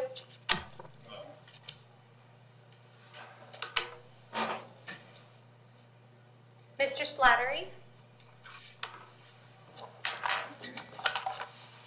Good afternoon, sir. May I please have your date of birth? 6/25. Thank you so much. I have a charge for you today of retail theft. There's probable cause for that charge. Going to represent yourself, hire a private attorney, or would you like the services of the Office of the Public Defender? Yes, sir. I'll appoint the Office of the Public Defender to represent you. He has a 2 counts of possession of controlled substance of marijuana and a paraphernalia adjudication in 2020, a sale of a controlled substance, possession of a controlled substance, another sale of a controlled substance, use of two-way, paraphernalia adjudication in 17, a sale of a controlled substance, use of a two-way, paraphernalia adjudication in 17, sale of a controlled substance, use of two-way, paraphernalia, and a toolless adjudication in 17, a paraphernalia and possession of firearm with serial numbers altered or removed adjudication in 16, a grand theft adjudication in 17, a battery adjudication 14, paraphernalia and 2013 adjudication, a retail theft withhold in 10, a possession of cannabis withhold 2010, and no valid DL 2010.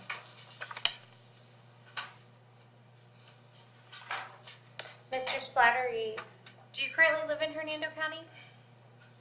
Yes, ma'am. How long have you lived here? A long time. You have family in the county? Yes, ma'am. And are you currently working? I'm working at the day labor. But they don't have a job. They're saying I go up there every day to get a job. They don't always put a job. You have to go. I'm gonna set your bond at $1,000. Your next court date is gonna be January 9th at 1:30 p.m. in courtroom B. Okay, thank you.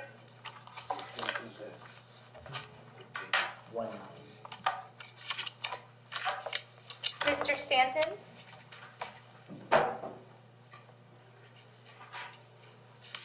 Good afternoon, sir. May I please have your date of birth? 06/01/2000. Thank you so much. I have a charge for you today.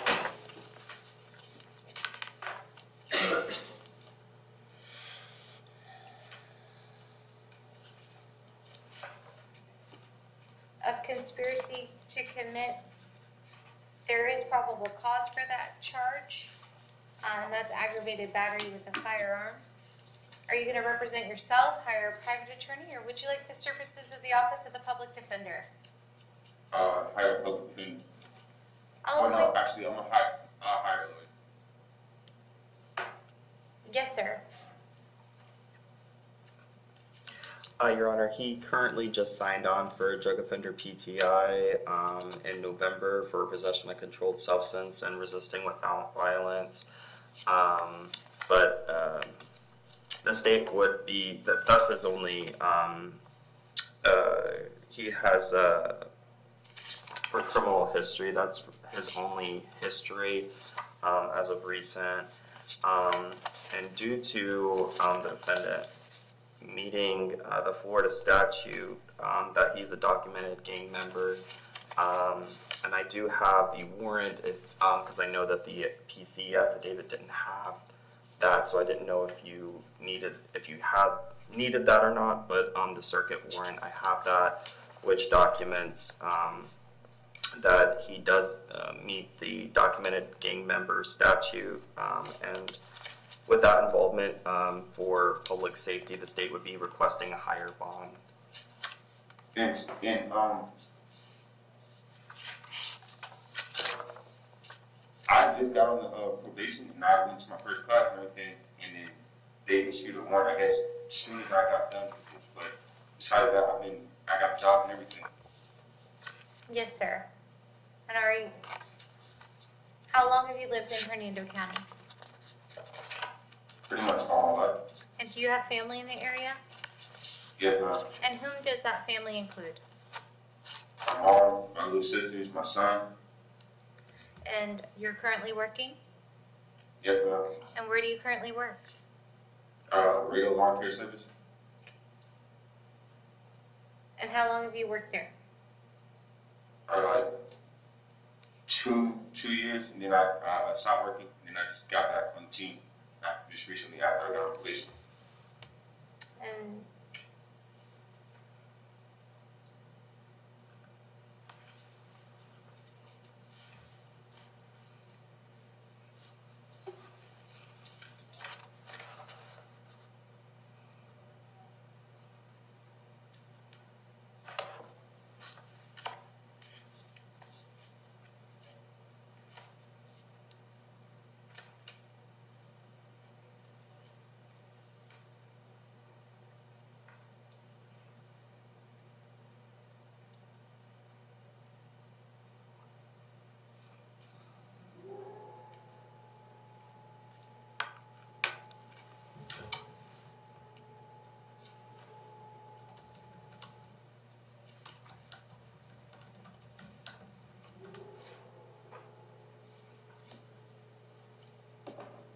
I'm gonna set your bond at $15,000.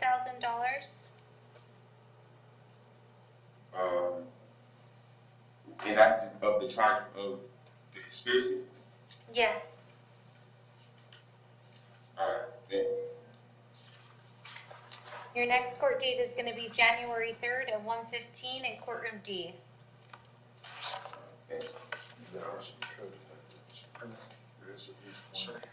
Mr. Stanton?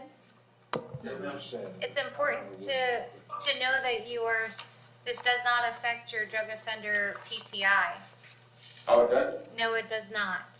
Okay, good. That's my whole thing about it. Okay, so keep reporting and go into your classes and doing what you need to do. All right, appreciate it. Okay? Thank you. You're welcome.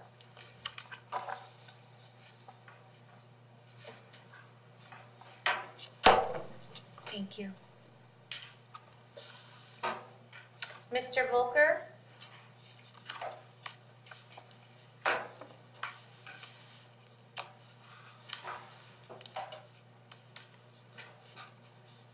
Good afternoon, sir. Yeah. May I please have your date of birth? 7/26/93. Thank you so much. I do have a violation of probation for you this afternoon. There's probable cause for that. Are you going to represent yourself, hire a private attorney, or would you like the services of the Office of the Public Defender? I'm already presented Sharkey. Okay, I'll appoint the Office of the Public Defender to represent you. There is a no bond associated with the violation. I'm going to keep the no bond. I'm going to move your court date to December 15th.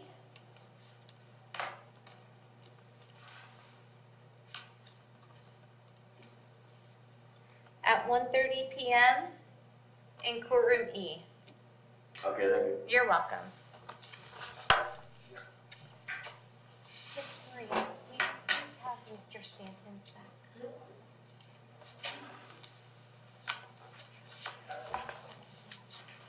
Is the state requesting no contact in Mr. Stanton's matter as well? Yes, the state would be requesting no contact. Mr. Stanton?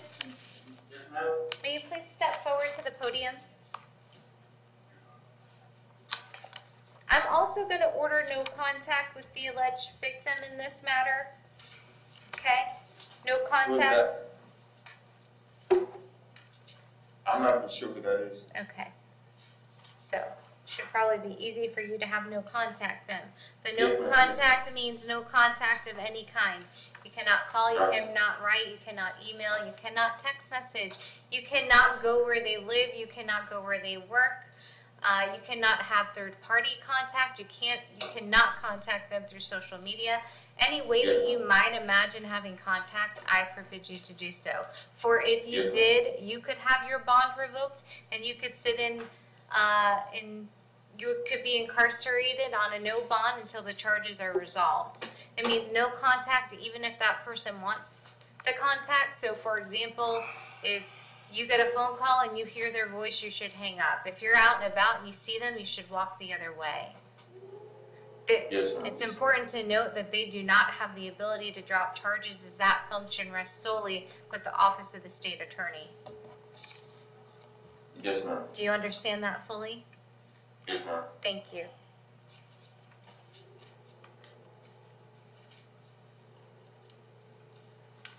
Thank you, Ms. Moran. And Jail, I believe that concludes our first appearance. Oh, I have we also have Mr. Otis Ryan.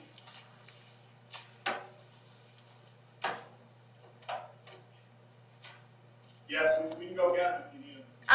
No, thank you.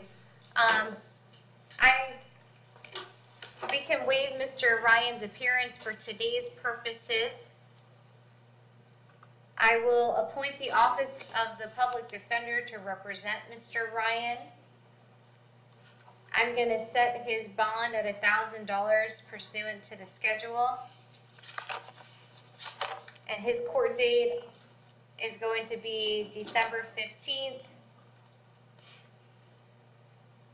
This is a misdemeanor, Judge. It probably should be the 9th. Yeah. Yes. Oh, sorry, that's the wrong date. Sorry. I'm going to keep his court date as January 9th at 1:30 p.m. in courtroom B. You're welcome. Thank you. I'm Judge Bell, and you're here for your first appearance. The purpose of first appearance is so that you're informed of the charges against you. I will determine if probable cause exists for those charges. Probable cause means that it's more likely than not that a crime has occurred, and more likely than not that you're the person that committed that crime. Of course, as you stand before me this afternoon, I presume that you're innocent of these allegations, and that presumption will stay with you throughout every stage of this proceeding unless and until the Office of the State Attorney is able to prove the charges against you beyond and to the exclusion of a reasonable doubt.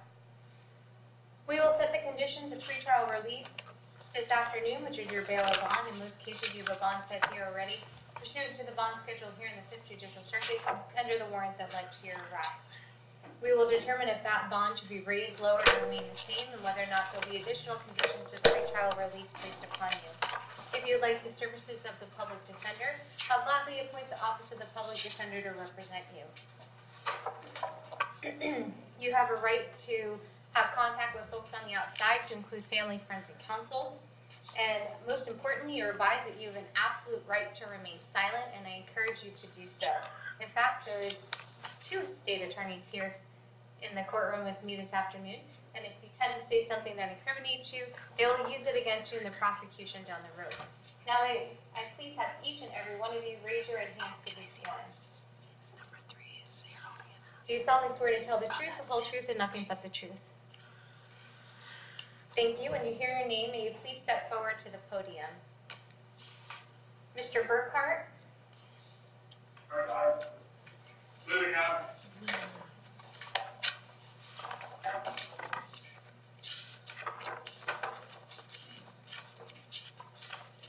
Good afternoon, Mr. Burkhart. Afternoon. I have a charge for you today of battery on a detainee. There's probable cause for that charge. You're going to represent yourself, hire a private attorney, or would you like the services of the Office of the Public Defender? Office of Public Defender, but I have regional conflict with Public Defender's Office, conflict with regional counsel, as you're aware, and I've been appointed Charles Bond, so I was hoping you could appoint him for this. What I can do today is appoint the Office of the Public Defender, and they'll go through their conflict process. Okay. Okay, thank you. Thank you. And may I please have Mr. Burkhart's criminal history? Yes, Your Honor. He's got a 2020 open case for possession of controlled substance and paraphernalia, as well as an open ag bat with a deadly weapon, 2 counts of that, and possession of a firearm by a convicted felon. So at this time, the state would be asking you to revoke his bonds in those 2 cases. It's 20 CF 42 and 20 CF 33. In addition, he has a withhold on a dealing in stolen property from 2017, a driving on a suspended and reckless from 2016, more driving charges, a misdemeanor battery from 2010, misdemeanor battery from 2008, and so on and so forth. I can go back further than that if you'd like me to, Judge. No, thank you. Thank you, though. Mr. Burkhart, I do have an address for you on Goolsby Street in Ridgenecker, but have you been incarcerated since 2020? Yes, ma'am.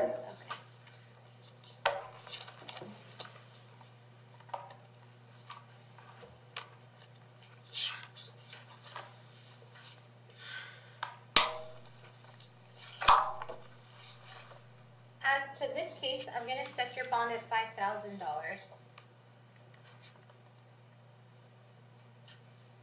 In cases 2020 CF 033 and 2020 CF 042, I'm going to revoke your bonds. Your court date in this new case is January 3rd at 1:15 p.m. in courtroom D. Thank you. Thank you.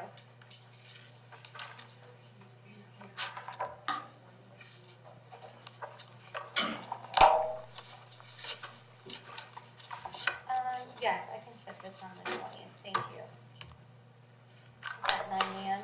Yes, ma'am.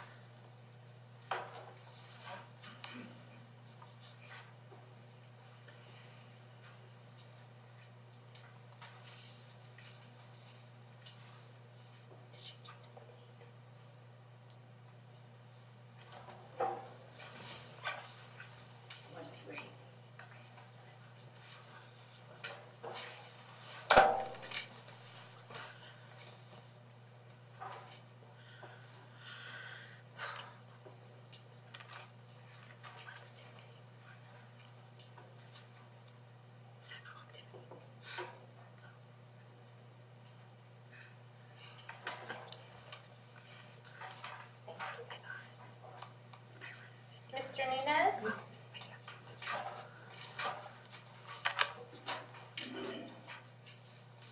Good afternoon, sir.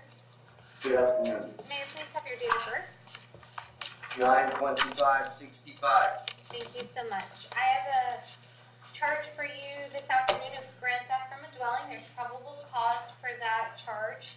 Are you going to represent yourself, hire a private attorney, or would you like to service as the Office of the Public Defender? I don't recall ever actually doing that, but Public Defender's Office.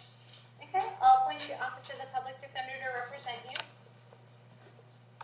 Excuse me? He has a battery from 2020, and then a DUI from 2010, and then a battery from 1994. Judge, I didn't see anything out of state. Mr. Nunez, I have an address for you on Gatewood Avenue in Spring Hill. No longer there.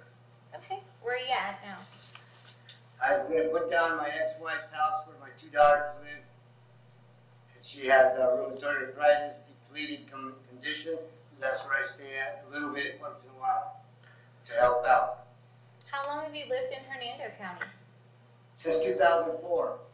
Do you have family in the area?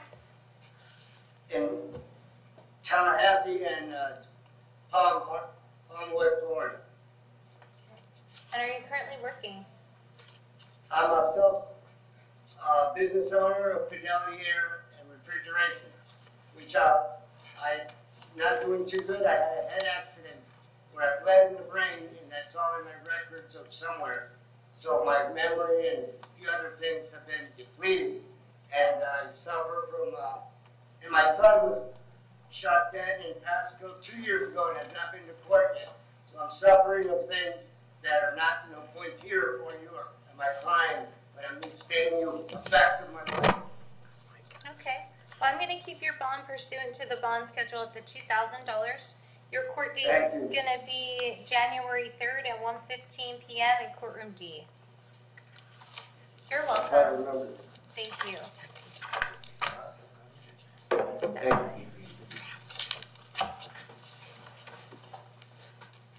Mr. Hanna? Good morning, Aaron Daly for the state. Good afternoon, Mr. Hanna. May I please have your date of birth? 131. Thank you. I have two charges for you this afternoon, lewd and lascivious battery, as well as a lewd and lascivious child molestation. There's probable cause cause for those charges? Going to represent yourself, hire a private attorney, or would you like the services of the Office of the Public Defender? I'm public defender until I can get an attorney. Yes, sir. I'll appoint the Office of the Public Defender to represent you.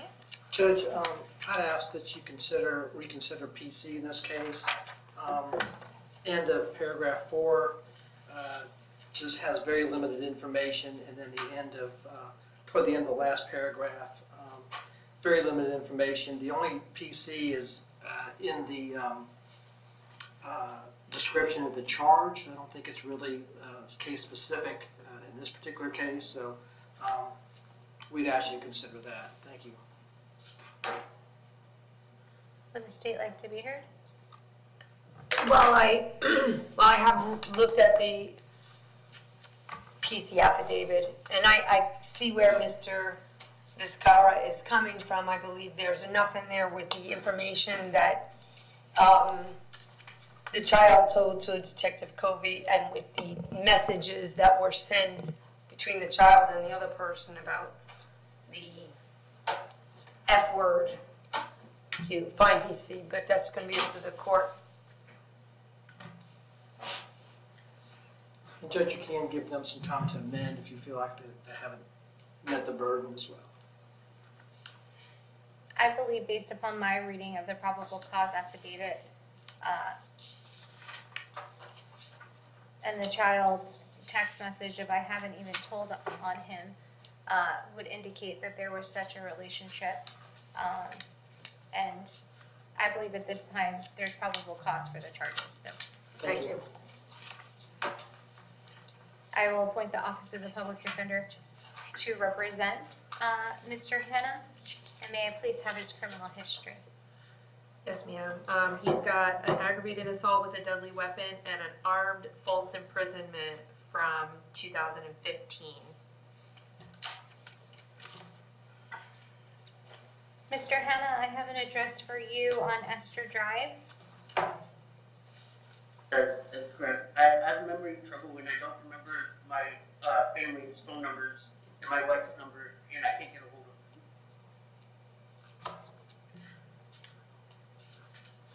them. How long have you lived at the address on Esther Drive? Since 2014. And do you have family in the area? Yes, ma'am. And my wife. And are you currently working? I'm disabled.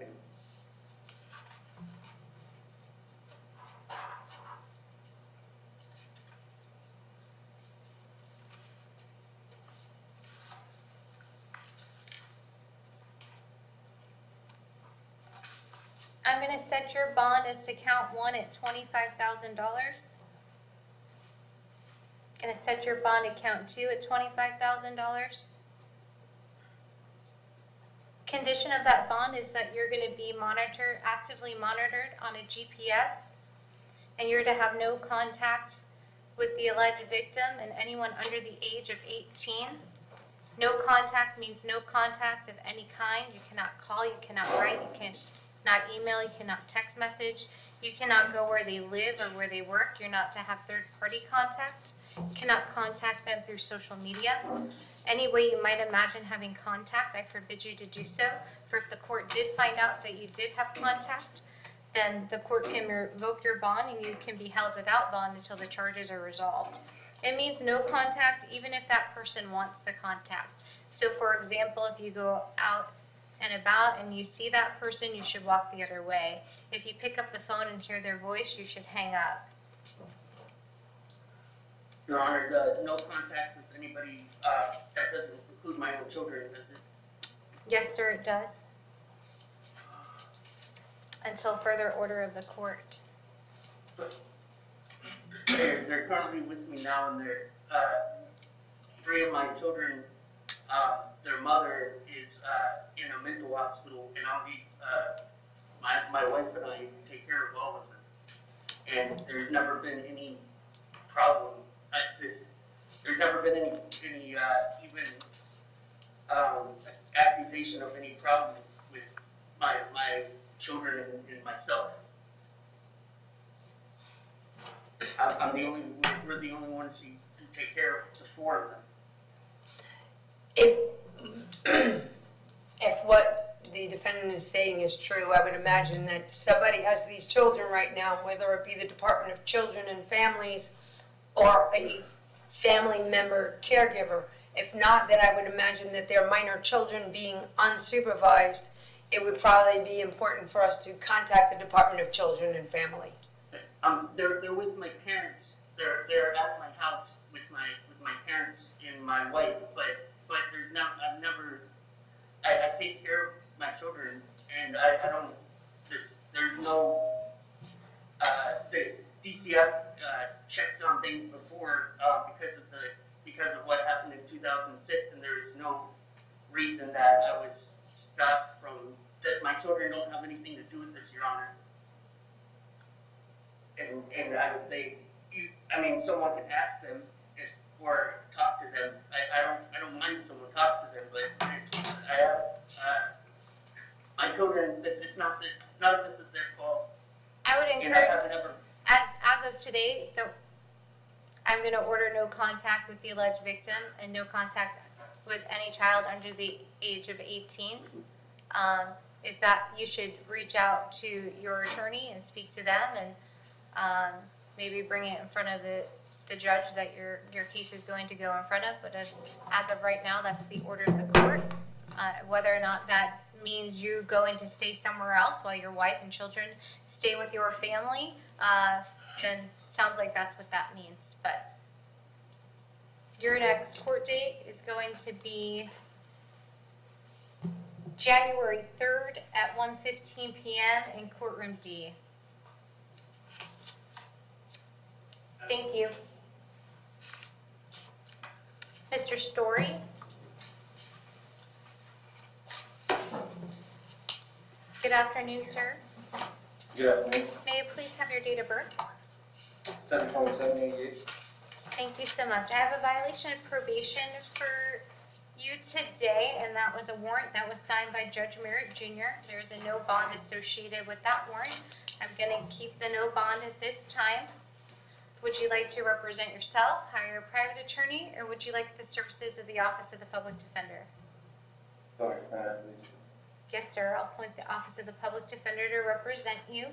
Your next court date is going to be January 3rd at 1:15 p.m. in courtroom D. Thank you. Thank you. You're welcome. Thank you. Mr. Tadurno?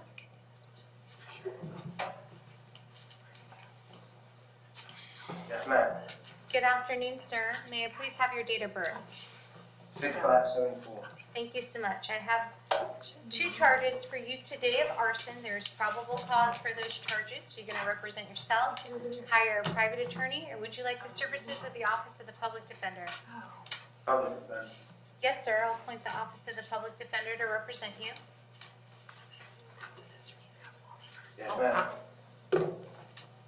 Yes, Yes, Your Honor, this is not his first arson. He has been actually convicted of second-degree arson back in 2012. He has a driving unsuspended, burglary of a dwelling with battery conviction. That's a first degree. He's got a prior arson, 2 arsons. In 1999, he was convicted. Before that, reckless driving, dwellis, flee police officers with lights and sirens, grand theft motor vehicle, battery, DUI, and another arson that he was convicted of in 1996. So that's at least his 4th arson. Given that he's also got fleeing and eluding, leaving the scene, the leaving the scene charge was dropped, but he does have fleeing and eluding, lights and sirens conviction, along with several other things. I believe that Mr. Tardino is possibly a flight risk and a serious danger to the community. We would ask that his bond be increased.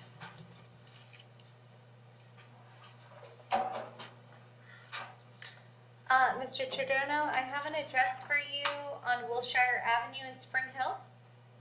Yes, ma'am. Is that a good address for you? Yes, ma'am. How long have you lived there? 94.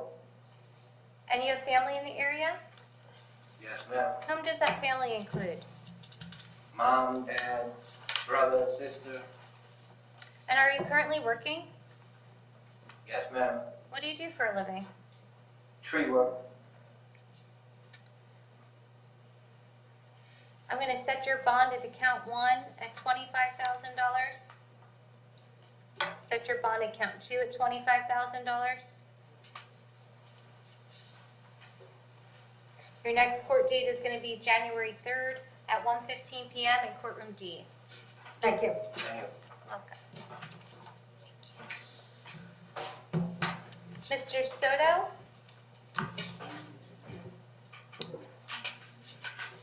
Good afternoon, sir. Good afternoon. May I please have your date of birth? Baseball, 1998. Thank you so much. I have a commitment order or a motion to revoke your bond at a Lake County.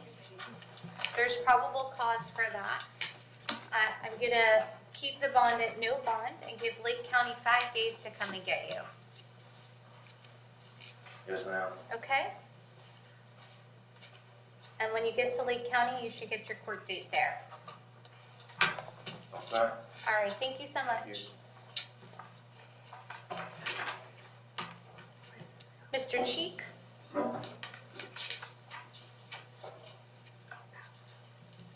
Good afternoon, sir. Good afternoon. May you please have your date of birth? August 3rd, 1982.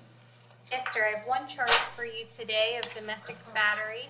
There is probable cause for that charge. You're going to represent yourself. Hire a private attorney. Would you like the services of the Office of the Public Defender? Public defender, it says second offense on there, but I've never been charged with domestic battery in my life.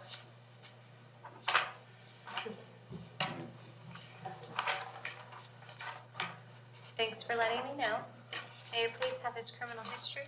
Yes, sir. Hold on, sorry. He's got an adjudication on 1, 2, 3, 4, 5 battery seconds from 2020 out of Pasco, and he received 8 months in the county jail.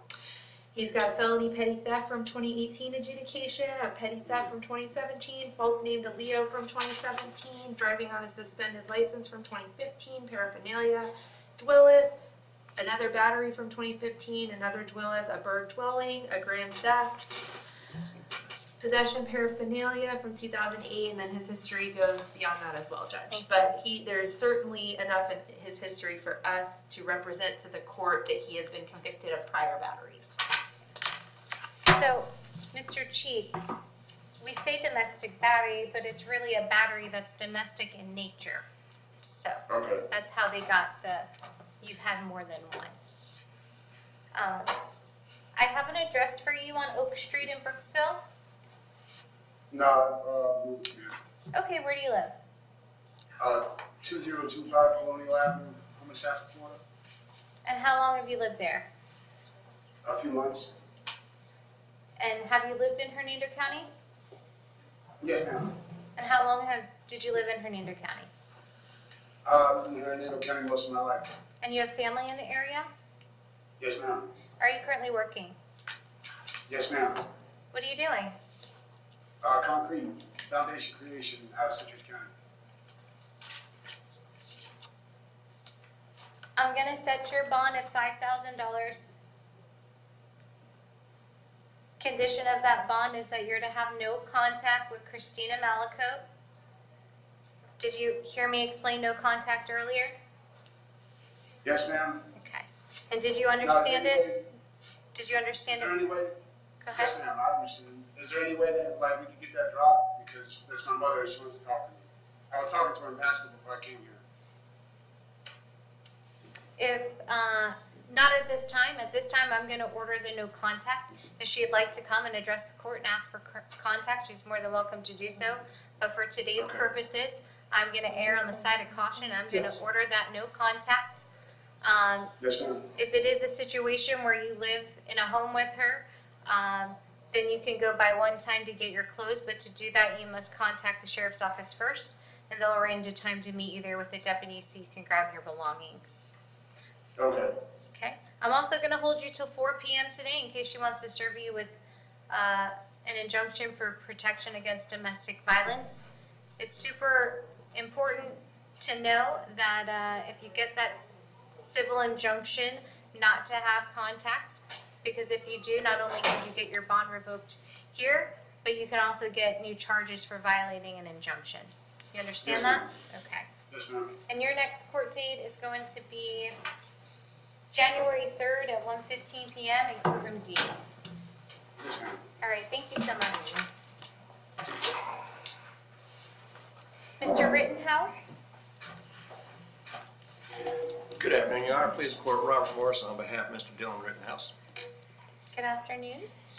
Good afternoon, Your Honor. Mr. Rittenhouse, may you please have your date of birth? 07/15/1993. Thank you. I have a charge for you today of driving under the influence. There's probable cause for that charge. Looks as though you've retained Mr. Morris. Yes, Your Honor. And for the court's edification, he is a long-term resident, lifetime resident of Hernando County, gainfully employed by the county. And we would ask the court to establish bond, if not ROR, then a de minimis bond of $100. And may I please have his history? He has no history, Your Honor.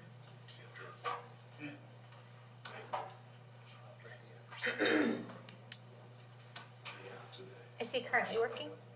Yes, ma'am.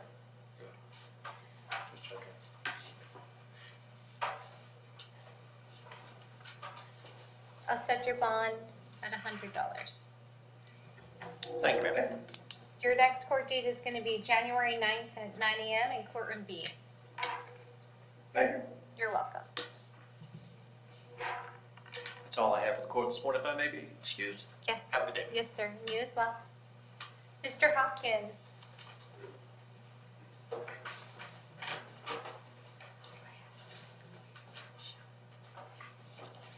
Hi, may I please have your date of birth? 7/21/02. I have a charge for you today of battery. There's probable cause for that charge. You're going to represent yourself. Hire, it looks like, should be battery by a detainee. There's probable cause. You're going to represent yourself. Hire a private attorney. Would you like the services of the Office of the Public Defender? I'll gladly appoint the Office of the Public Defender to represent you. Your Honor, it looks to me like he's got an aggravated assault by a detained person from 2022, so February of this year, and then he's also got 2 open cases. He's got 2020 CF 466, which is possession of a firearm by a delinquent, possession of a controlled substance, and sell, manufacture, deliver cannabis. And he's also got 2020 CF 467, attempted first-degree murder with a firearm, carjacking with a firearm, robbery with a deadly weapon, and possession of a firearm by a delinquent. So the state is requesting at this time that the court revoke his bond in those 2 cases that are currently open. Other than that, all of his history is juvenile related. If I may please have those case numbers? Yes, ma'am. There's 2020 CF 000466, and there's 2020 CF 000467. So it's 2020 Yes, cases? ma'am. Yes, ma'am. Thank you.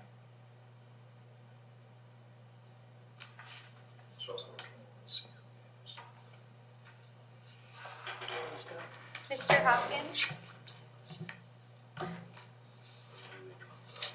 I'm going to set your bond in this matter at $2,000.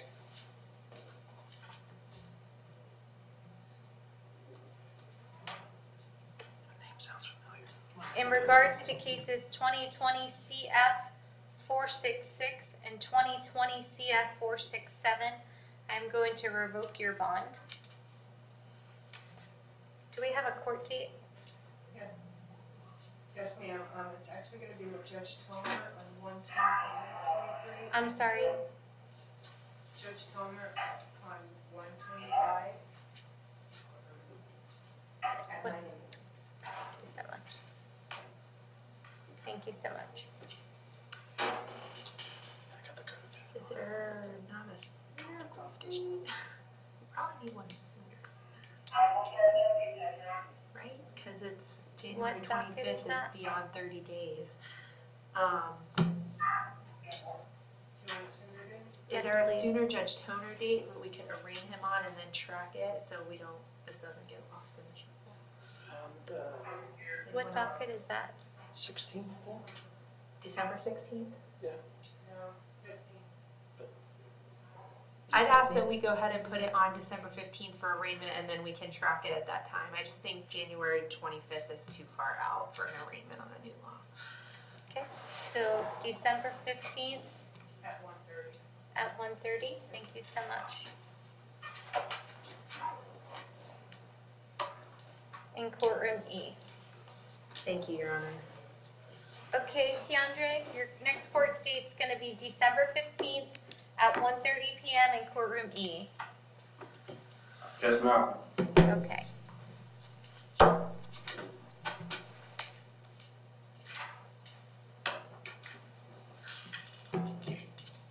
Insurance conflict.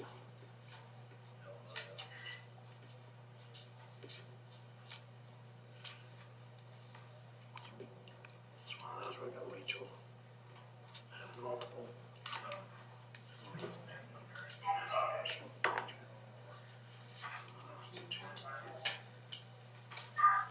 Mr. Taylor?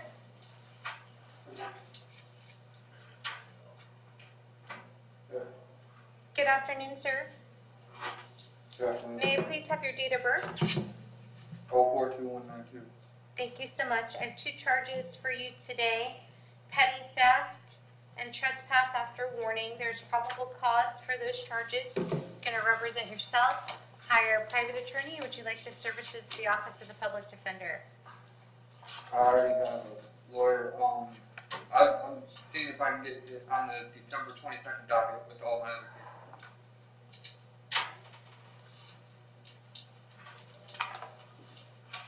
I believe this is an upmand, correct? This is an upmand, Judge. Yes.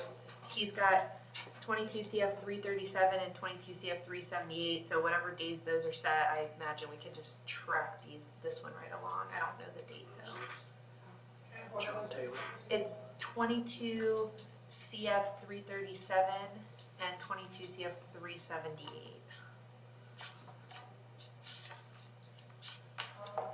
Miss, 337? That's what I have written down. It might be wrong. Try 378 though. Okay. Yes. Sorry, that might have been a typo. I showed 12:22 at 9 a.m. in courtroom D. 1222. I think I need to change the date on that one. Just to be sure. I think I need to change the year on that one. Sorry. Okay, so December 22nd at 9 a.m. in courtroom D. Judge, that's a PD case, I think. The other two cases? The other two cases are PD cases, so we'd have to be appointed. Yes. Yes. I haven't gotten there yet. Thank you. And Mr. Taylor, would you like the services of the Office of the Public Defender? Alright, I'm already appointed. Okay. Not on this case, Mr. Taylor. So you want them on all three of your cases, correct? I'll appoint the public defender for you, okay, Mr. Taylor? Thank you. Okay. And I'm going to keep the bonds pursuant to the warrant, which is $2,000 is to count one, $500 is to count two. And again, we'll put you on December 22nd at 9 a.m. in courtroom D to track along with your other cases, okay? Hey. You're welcome. Not in the jail. That's my understanding there may be a change of plea. Is that correct? Yes, Your Honor. I apologize for not having a jacket, Your Honor. Okay, no worries. I'm headed to the jail to see other clients as soon as I leave here. Jeffrey Erie, Your Honor. Miss Airy? Yes, ma'am. She's going to be entering a no contest plea. I believe we're asking if the court would be willing to do D6 and time served. She has 33 days credit. She just took 3 years probation down in felony court with Judge Merritt. The felony court is drug offender probation because she violated drug offender PTI, so she'll be doing substance abuse. She also has an anti-shoplifting course, a community values class, 100 hours community service at 5 hours each month, and a do not return to Walmart.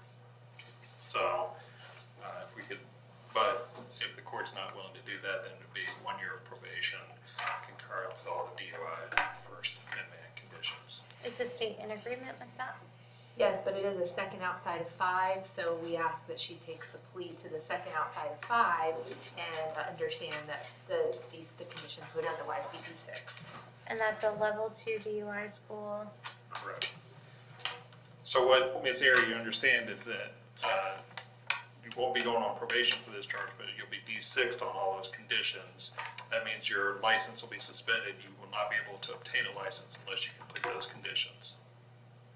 Right. Okay. And then you got to report tomorrow morning at 9 a.m. to felony probation. And someone please refresh my recollection as to second outside 5, a level 2 DUI school victim impact panel. Is there an interlock device?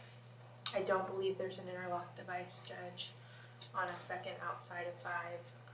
Or if there is, it's a 6-month, but I don't remember right off the top of my head. I'm so sorry. I don't believe it is.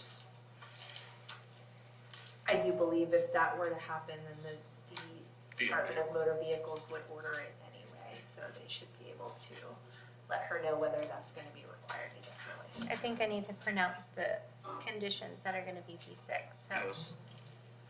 if someone can tell me what those conditions are that are going to be D6. They have one on there.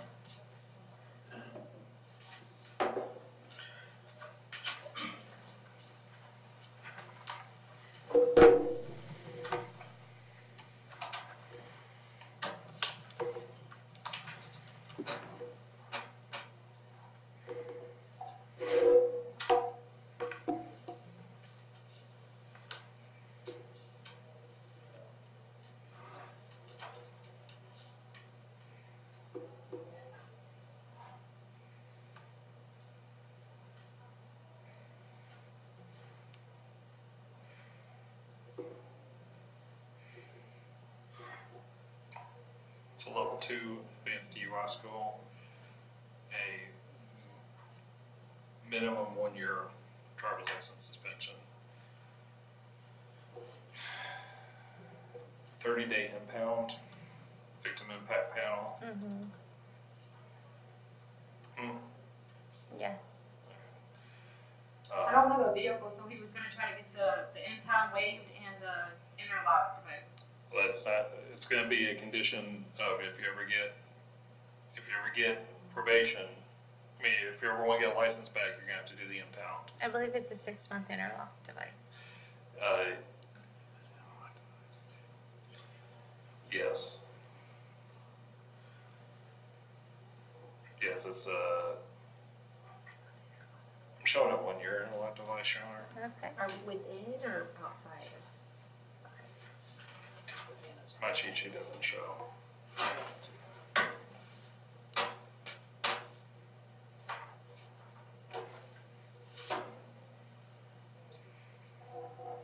I think that should be everything, Judge. Yeah. Because this was not a blow. So there's none of the enhanced requirements. Okay. And it's 33 days credit for time served? Yes, ma'am. And the state is in agreement to D6 the license? Yes, ma'am. Okay.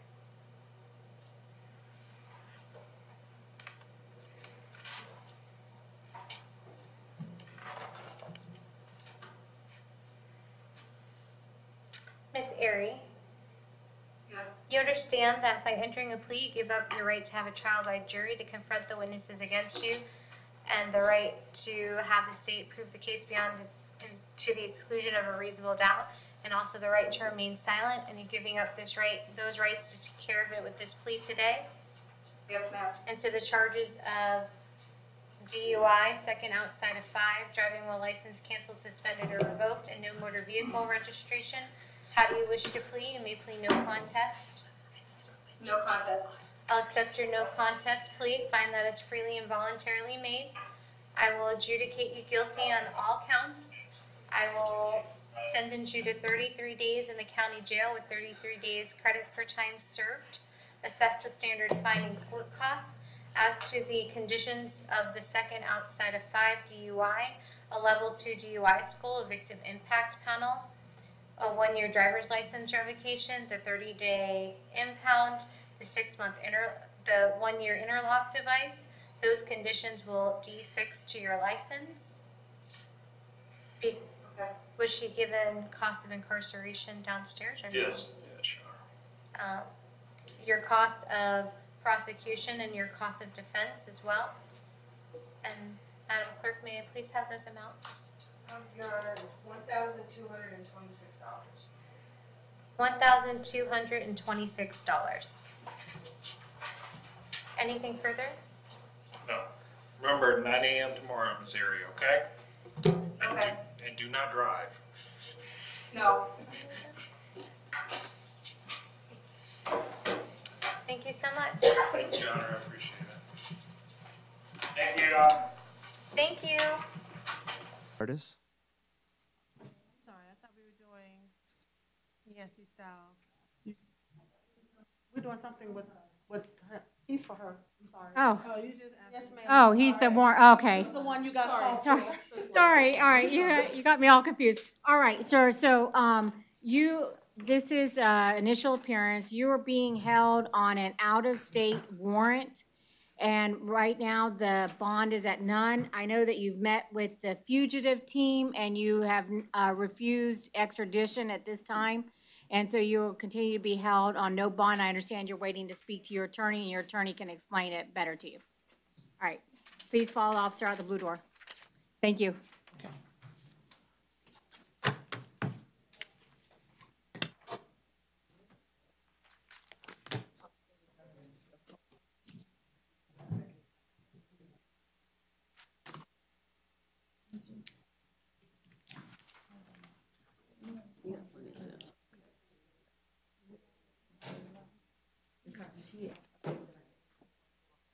My computer shut down.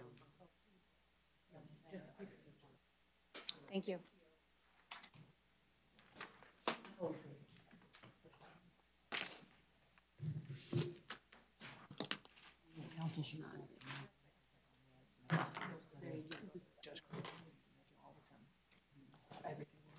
Alrighty. Your Honor, we're gonna, on the move up, we have Peterson, we're gonna move Peterson, to the bottom of the move up, we're gonna start with Yancy Styles. Okay. And Styles is not here, she refused his court appearance. All right, I'm going to appoint the Office of the Public Defender to represent Mr. Stiles. And I'm going to set bond in the amount of $5,000 on count 1, $250 on count 2. I require no contact with the victim, no weapons or firearms, maintain separate residence, return one time in the presence of law enforcement officers to retrieve personal belongings. So, I do see that on 2022 CF 14196AO, it has not been filed on, so I'm not going to take any action on that. He's got the 2 misdemeanors. The Public Defender's Office has not filed the notice of related cases. So I see in the felony, there's been a suggestion of incompetency filed, and there hasn't been an order appointing an expert yet, and the 2 MMs, they don't have that notice of related case filing, so we need those. I'm going to revoke the RORs in those 3 cases, 2022 MM 848, 2022 CF 1948 AO, and 2021 MM 7597 AO. I'm going to revoke the RORs, and I'm going to set them at none at this time, and then,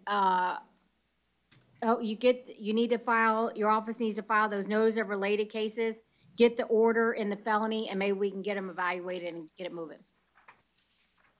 But you're taking action as to the 2022 CF 141? Yeah, the possession of meth, just the other 3. Yes.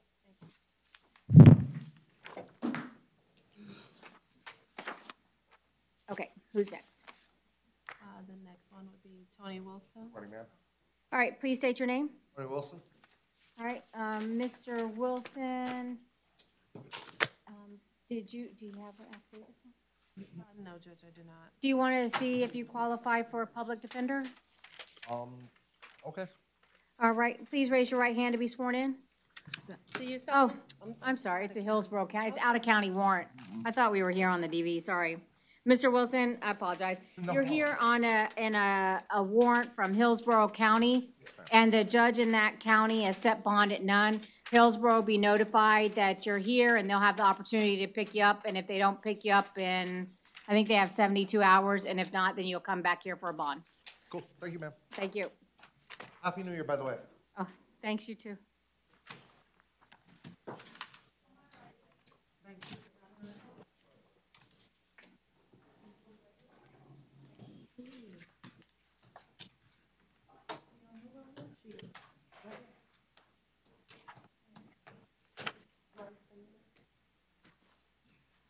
Please state your name.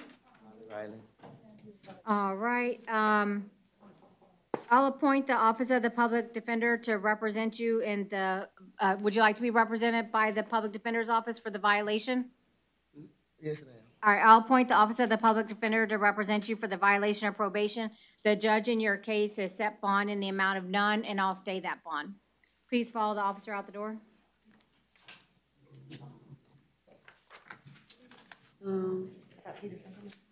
Peterson?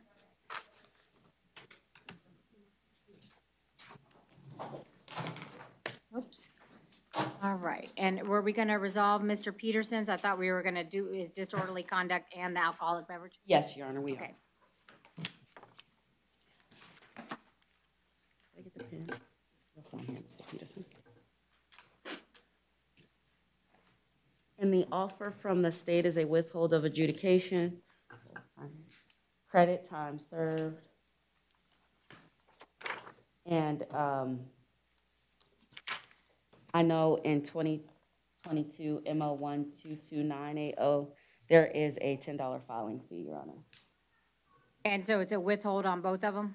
Adjudication, the note that I had for 22 MO 122980 was an adjudication. Okay.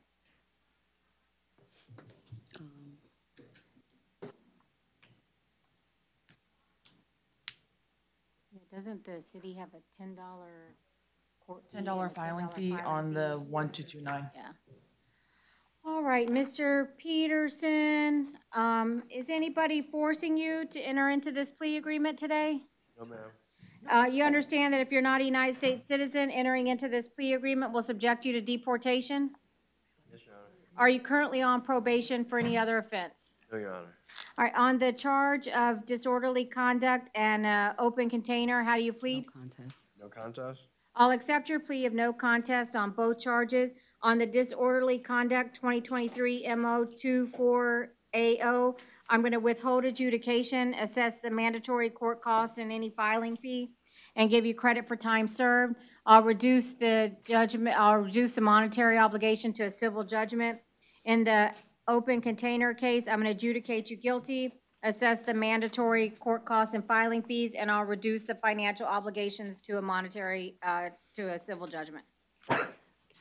And again, I'm taking no action on the case that hasn't been filed on since we resolved these other two cases.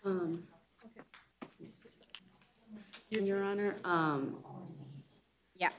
before we move on, can we go back to Stiles Yancey? Because I was trying to see which case you were referring to. Based on the everything that I see in my system, it was showing the evals and the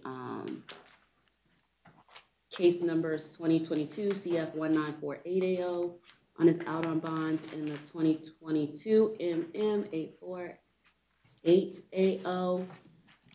You have an eval in them? Because it's not in the, I don't even find an order.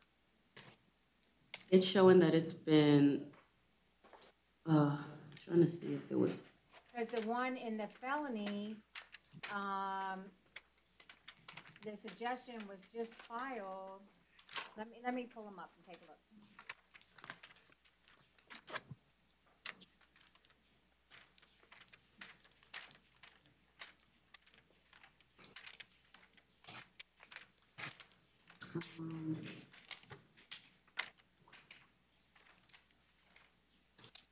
there's in.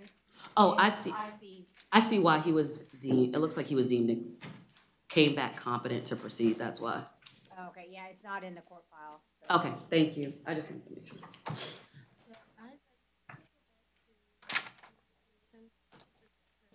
Okay. Correct. Withhold, yeah. No, he pled on the open container. I took no action on the felony that hasn't been filed on. The 2022 CF 12741AO, it has not been filed on, and I took no action. He pled to the other case. AO, yeah. And that one was an adjudication. Sorry. She revoked everything except 14196.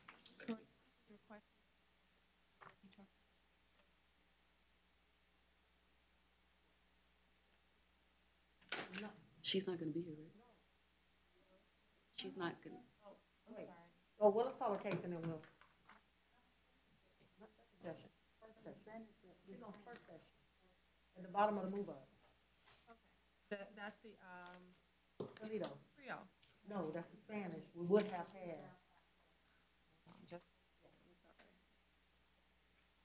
You with me? Your Honor, next on the docket would have been Ms. Toledo Alvarado. She's on the bottom of the move up as the interpreter.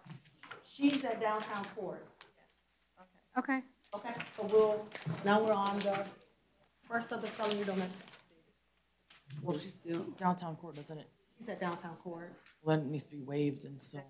Yeah, we still have to address it. I will waive the appearance, Your Honor. All right, I'll appoint the Office of the Public Defender, so I'll set bond in the amount of $5,000 on count 1, 250 count 2, 250 count 3, 250 count 4, comply with any requirements of DCF, no contact with Carlos Pineda. Any other requirement state? No, Your Honor.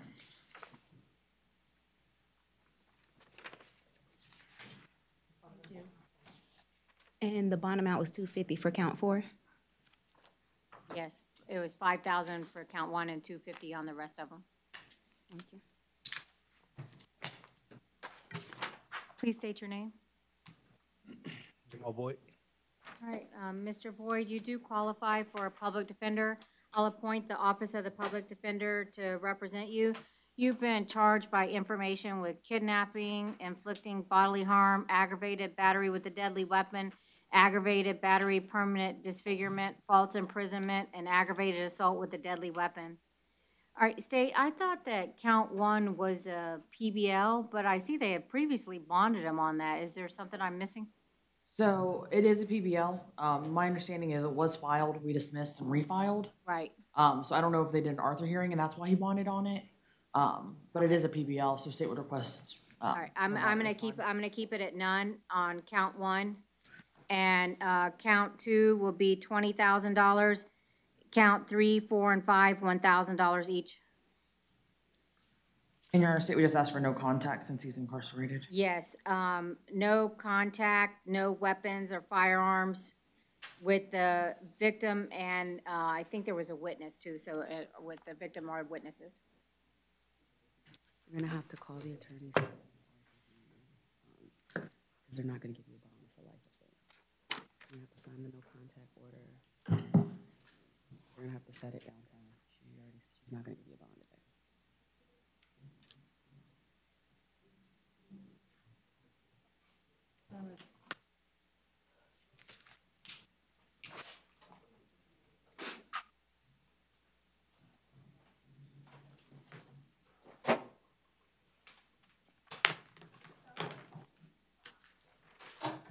All right, sir, please follow the officer out the blue door. Please step forward and state your name. Andrew James Brower, ma'am. All right, sir, did you want to see if you qualify for a public defender? No, ma'am, I'd like to hire private counsel. Okay. You've been charged with battery by strangulation, domestic violence. I don't see anybody here to testify. I'll set bond in the amount of $1,500. I require that you have no contact with the victim, that you maintain a separate residence. You may return one time in the presence of law enforcement officers to retrieve your personal belongings. I require that you not possess any weapons or firearms. If you have any, you must turn them in to the Orange County Sheriff's Office within 24 hours of your release from incarceration. Yes, ma'am. All right, please follow the officer out the blue door.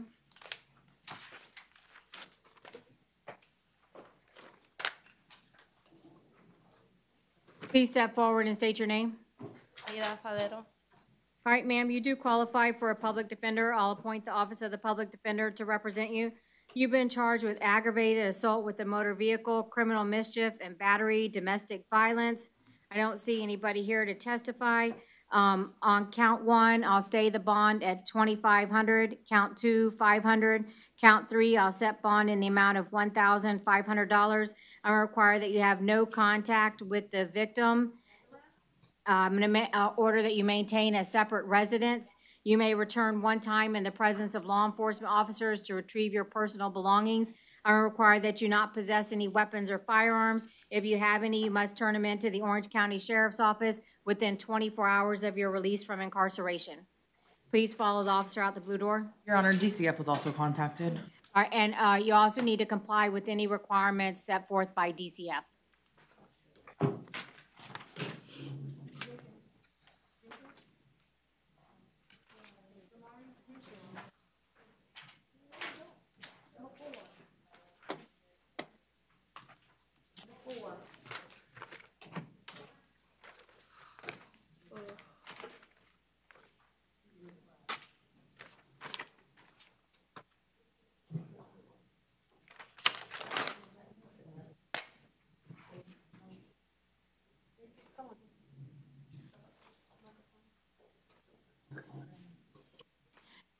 Please state your name. Jenkins. All right. Mr. Jenkins, you do qualify for a public defender. I'll appoint the office of the public defender to represent you. I don't see anybody here. You've been charged with aggravated assault with a deadly weapon, attempted aggravated battery with a deadly weapon, and aggravated battery with a deadly weapon, domestic violence. I'll set bond in the amount of $5,000 on count 1, $1,000 on count 2, $1,000 on count 3. I'm going to require that you have no contact with the victim. I'm going to order that you maintain a separate residence. You may return one time in the presence of law enforcement officers to retrieve your personal belongings. I'm going to require that you not possess any weapons or firearms, and that if you have any, you must turn them into the Orange County Sheriff's Office within 24 hours of your release from incarceration.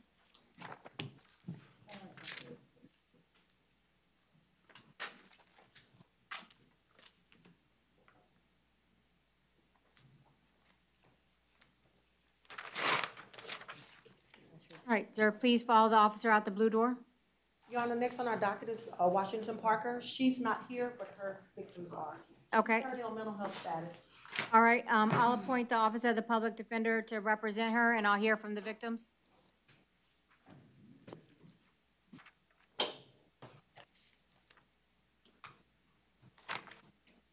Please raise your right hand to be sworn in, ma'am.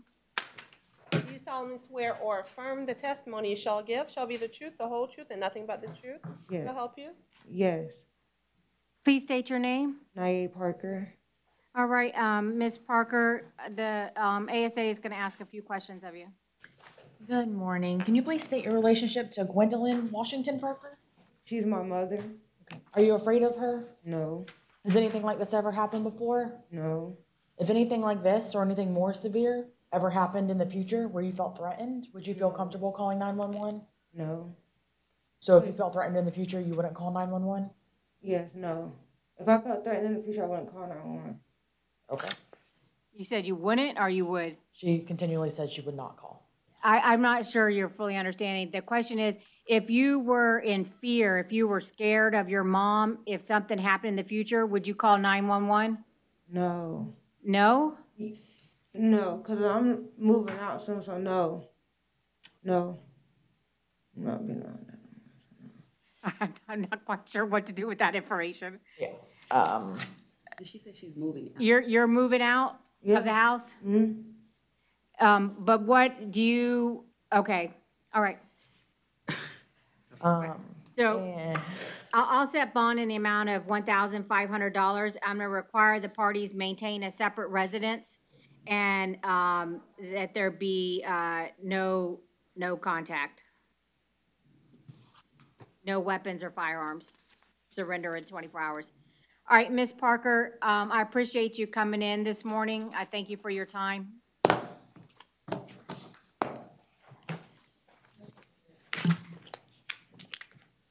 Please state your name. Right. Leona? Leon Alvarado. Okay, Leon, okay. All right, sir, you do qualify for a public defender. I'll appoint the Office of the Public Defender to represent you. You've been charged with battery, domestic violence. Sir, please raise your right hand to be sworn in. Do you solemnly swear or affirm the testimony you shall give shall be the truth, the whole truth, and nothing but the truth to help you? Please state your name, sir. Marty Brunson. All right, thank you. You can put your hand down. All right, go ahead, counsel, you may inquire. Good morning, sir. Can you please state your relationship to Mr. Leon Alvarado? He's my stepson. Are you afraid of him? No. Are you afraid of him? No, things got out of hand and I don't want to press any charges. Understood. If anything like this ever happened in the future, would you feel comfortable calling 911? Well, I assume in the end result, but like I said, things just got out of hand and I thought that was a solution, but I don't want to press any charges against my son. Today, we're not dropping charges. That will be downtown at a later time. So today, we're just setting his bond, okay? He does qualify for PTR, Your Honor. State has no objection, and it appears the victim does want to have contact. All right, sir, you qualify for a pretrial release. That's a program that's run by the Orange County Department of Corrections. It's, you can get released under that program as opposed to posting a monetary bond. Part of you have to comply with all of the requirements of the program, including meeting with the pretrial release officer on a regular basis. Would you like to be released under that program? I will, Your Honor. All right, so I'll release you under PTR, and based on the testimony of your stepfather, I'm going to order that you have no hostile contact. You can't put your hands on him again, and then I'm gonna also order that you not possess any weapons or firearms, and that if you have any, you must turn them into the Orange County Sheriff's Office within 24 hours of your release from incarceration. All right, sir, I appreciate your time this morning, coming in, and that's all. Thank you. Okay, excuse sir. me. Where do I need to go to drop the charges? The state attorney will give you a card, and you can contact the attorney who's in charge of the case and talk to them more about it. Okay. Do I It's know- not up to you. The state of Florida brings the charges, but they'll take into account what you have to say.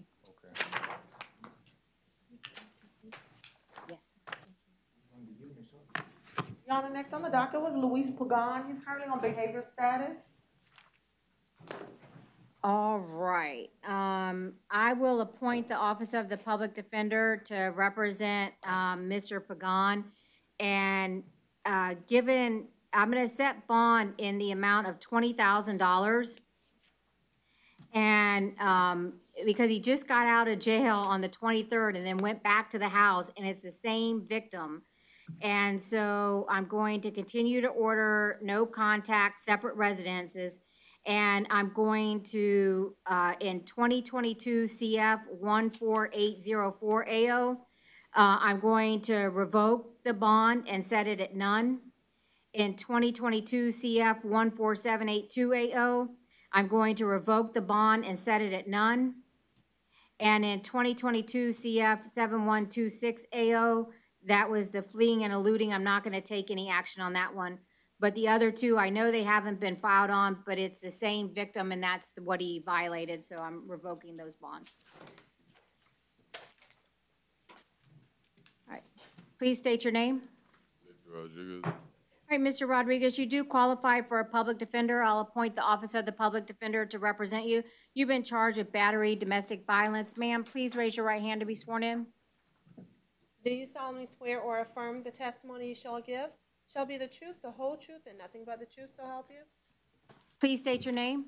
Naisha Nieves. All right, counsel, you may inquire. Good morning, Ms. Nieves. Can you please state your relationship to Mr. Rodriguez? He was my ex-boyfriend. Are you afraid of him? Yes. Has anything like this ever happened before? Yes. Approximately how long ago would you say the last time was other than this incident? I want to say like 3-4 months ago. Do you want to have contact with him while this case is pending? No. And if anything like this or anything more severe ever occurred in the future, would you feel comfortable calling 911? Yes. That's all, Your Honor. All right, ma'am, Mr. Rodriguez does qualify for release under the pretrial release program. I don't know if you heard me talking about it before. That's a program that's run by the Department of Corrections. It's a mechanism for parties to be released from incarceration where they have to comply with the requirements of the program, including meeting with an officer on a regular basis. Would you have any objection to him being released under that? No. All right, Mr. Rodriguez, would you like to participate in the pretrial release program? All right, I'm gonna release you under the pretrial release. I'm gonna require that you maintain a separate residence. You may return one time in the presence of law enforcement officers to retrieve your personal belongings. I'm gonna require that you have no contact with the victim. No contact means you can't call her, text her, social media, or use other people to do it. I'm gonna require that you not possess any weapons or firearms, and that if you have any, you must turn them into the Orange County Sheriff's Office within 24 hours of your release from incarceration. All right, please follow the officer out the blue door. Ma'am, thank you for your time today. I appreciate it. Thank you. Next on the docket was Justin Spellhawk. He's currently on mental health status. Okay, I'll appoint the Office of the Public Defender, find probable cause, set bond in the amount of $1,500, no contact, separate residence, return one time with law enforcement, no weapons, no firearms.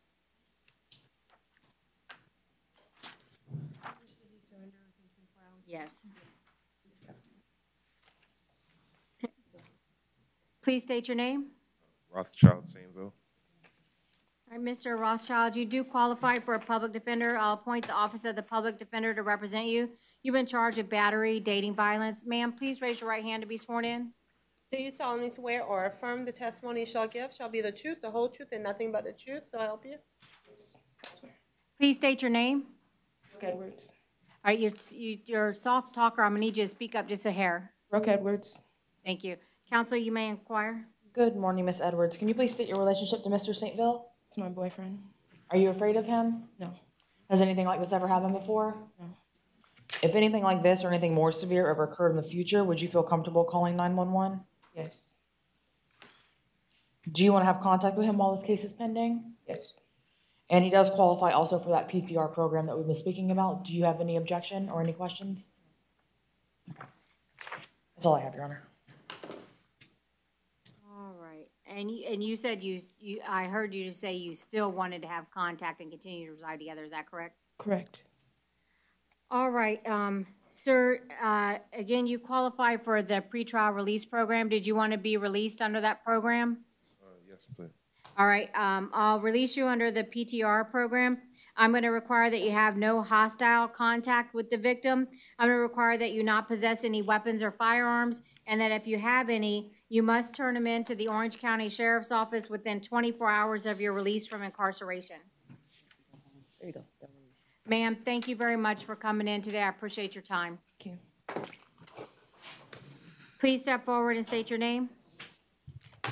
Albizu Lewis Angel Jr., Your Honor. All right, Mr. Albiza, you're here under a warrant from Flagler County, and the judge in that case has set bond in the amount of $500. So you can either post a bond, or Flagler County will be notified that you're here. And if they don't pick you up in 72 hours, you can come back for another bond. Okay,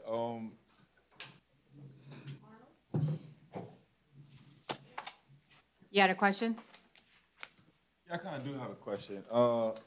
I mean, I really don't have people on the outside, you know, and I really didn't even know I had a warrant because I think it was about 2 years. Stop. Yeah. So hold on. Let Miss George, would you speak to him as a friend of the court?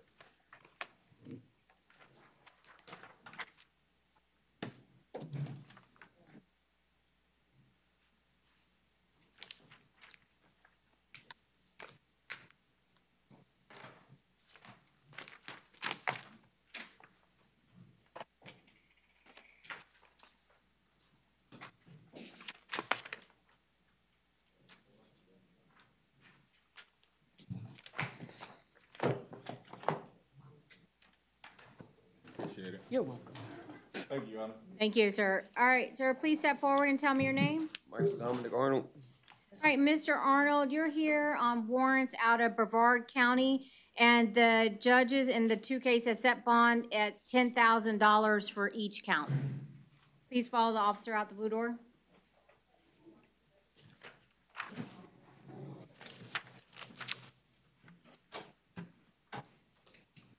Please state your name. Latricia Samuels.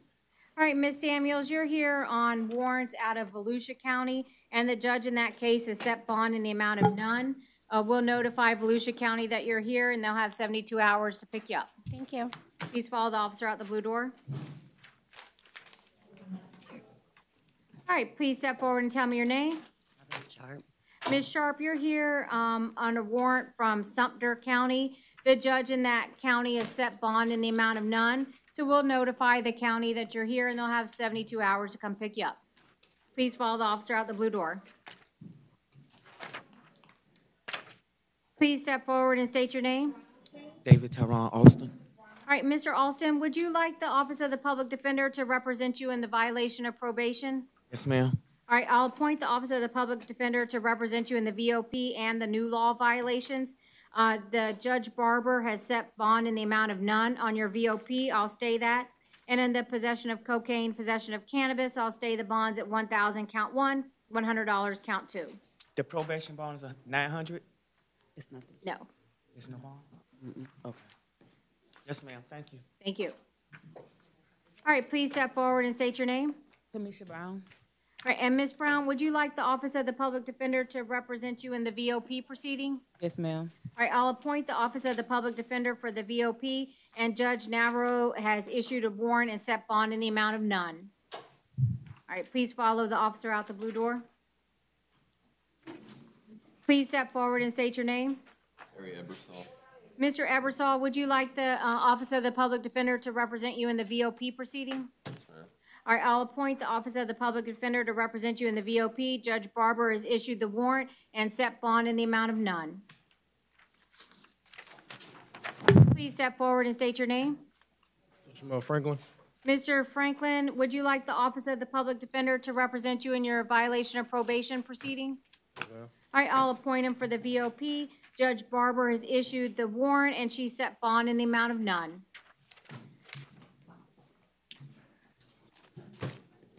All right, please step forward and state your name. Carlos Hernandez. Mr. Hernandez, would you like the Office of the Public Defender to represent you in your VOP proceeding? Yes, ma'am. All right, I'll appoint him for that. Judge Barber has issued the warrant, and she set bond in the amount of none. Now, I'm not showing the MM and the CT set for today. Is that correct? Or it wasn't on my docket, just the VOP. Is that correct? No, they're set for today. All right, so then I'll appoint the Office of the Public Defender to represent you in your new charges as well. And for the driving while license suspended, I'll set bond I'll stay the bond at 500. And is there an affidavit on the other one? Yeah. I just have the VOP. I don't have an affidavit on the resisting. Yeah, I can provide one. 1 second. Are you sure that that's set for today?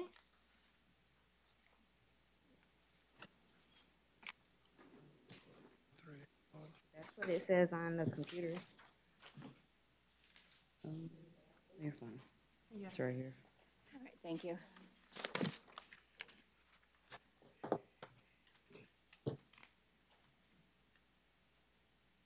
All right, and on the resisting, I'll stay the bond at 500. I'm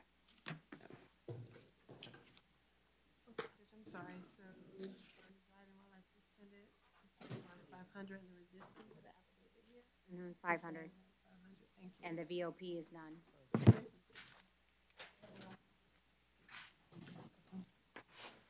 All right, please step forward and tell me your name. My name is Tyler Lettieri. Mr. Lettieri, would you like the Office of the Public Defender to represent you in the violation of probation proceeding? Yes. All right, I'll appoint the Office of the Public Defender for the VOP. It's an on-view VOP. I'll set bond in the amount of none. And on the new law violation, I'll also appoint the Office of the Public Defender for possession of cocaine with intent to sell, deliver, and I'll stay the bond at $15,000. Is there any way I could get a bond for my VOP? Yeah, talk to your attorney about it. You're set for an in-jail arraignment on that VOP, and so your counsel will be able to help you with that.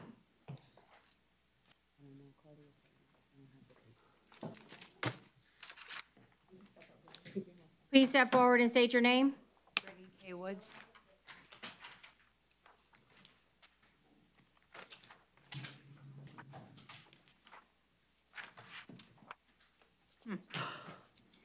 All right, Ms. Woods, would you like the Office of the Public Defender to represent you in your VOP proceeding? Yes. All right, I'll appoint him for that. And Judge Navarro has issued the warrant, and she set bond in the amount of none. Yes, thank you.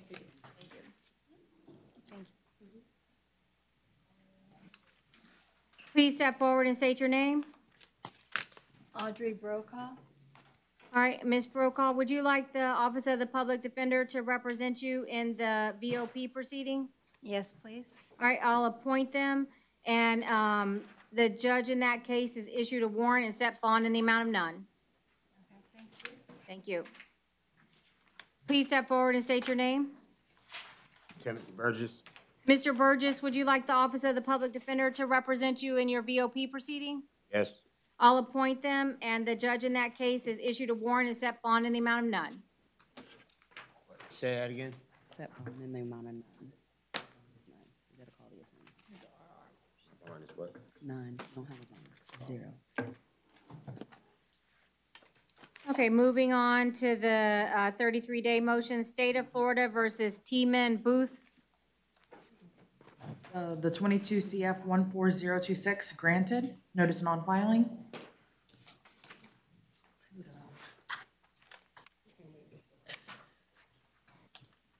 State of Florida versus Christopher Pierre. Do you have the 22 CF 14027 granted, notice and on filing? Pierre 13305. Granted, notice, or no info. State of Florida versus Gerardrick Smith. 22 CF 13951 granted, notice and on filing. State of Florida versus Jermaine Hampton. 22 CF 14200 granted, notice and on filing. And State of Florida versus Antonio Devontae Parkinson. 22 CF 14105 granted, notice and on filing. State of Florida versus Malik Bryant. 22 CF 14150 granted, notice and on filing. State of Florida versus Tyler Seithel. 22 CF 14070 granted, notice and on filing. State of Florida versus George Moore. 22 CF 14041 granted, it was no billed. State of Florida versus Glenn Mowry. 22 CF 14148 granted, no billed. And State of Florida versus Gary Gangloff. I do not have that, Your Honor. Can I have a case number, please? 2022 CF 13845 AO.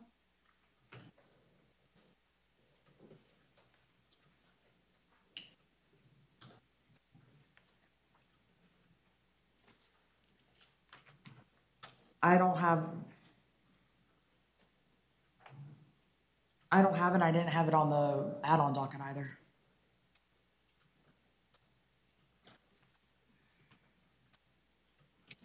The notice of hearing Oh, it was was denied yesterday.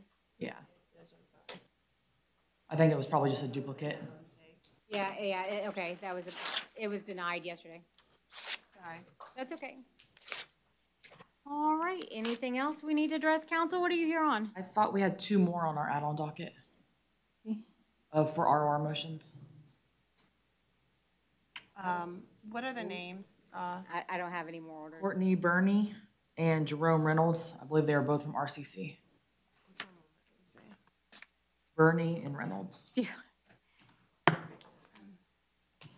we know what he's here on? Bernie Oh. Reynolds? His client is Cheatham Sparks. He's on felony. Sparks. Cheatham Sparks. 2 last names. So see. Nicholas Sparks, I'm sorry, Cheatham Sparks. Well, let us finish the 33-day motions first.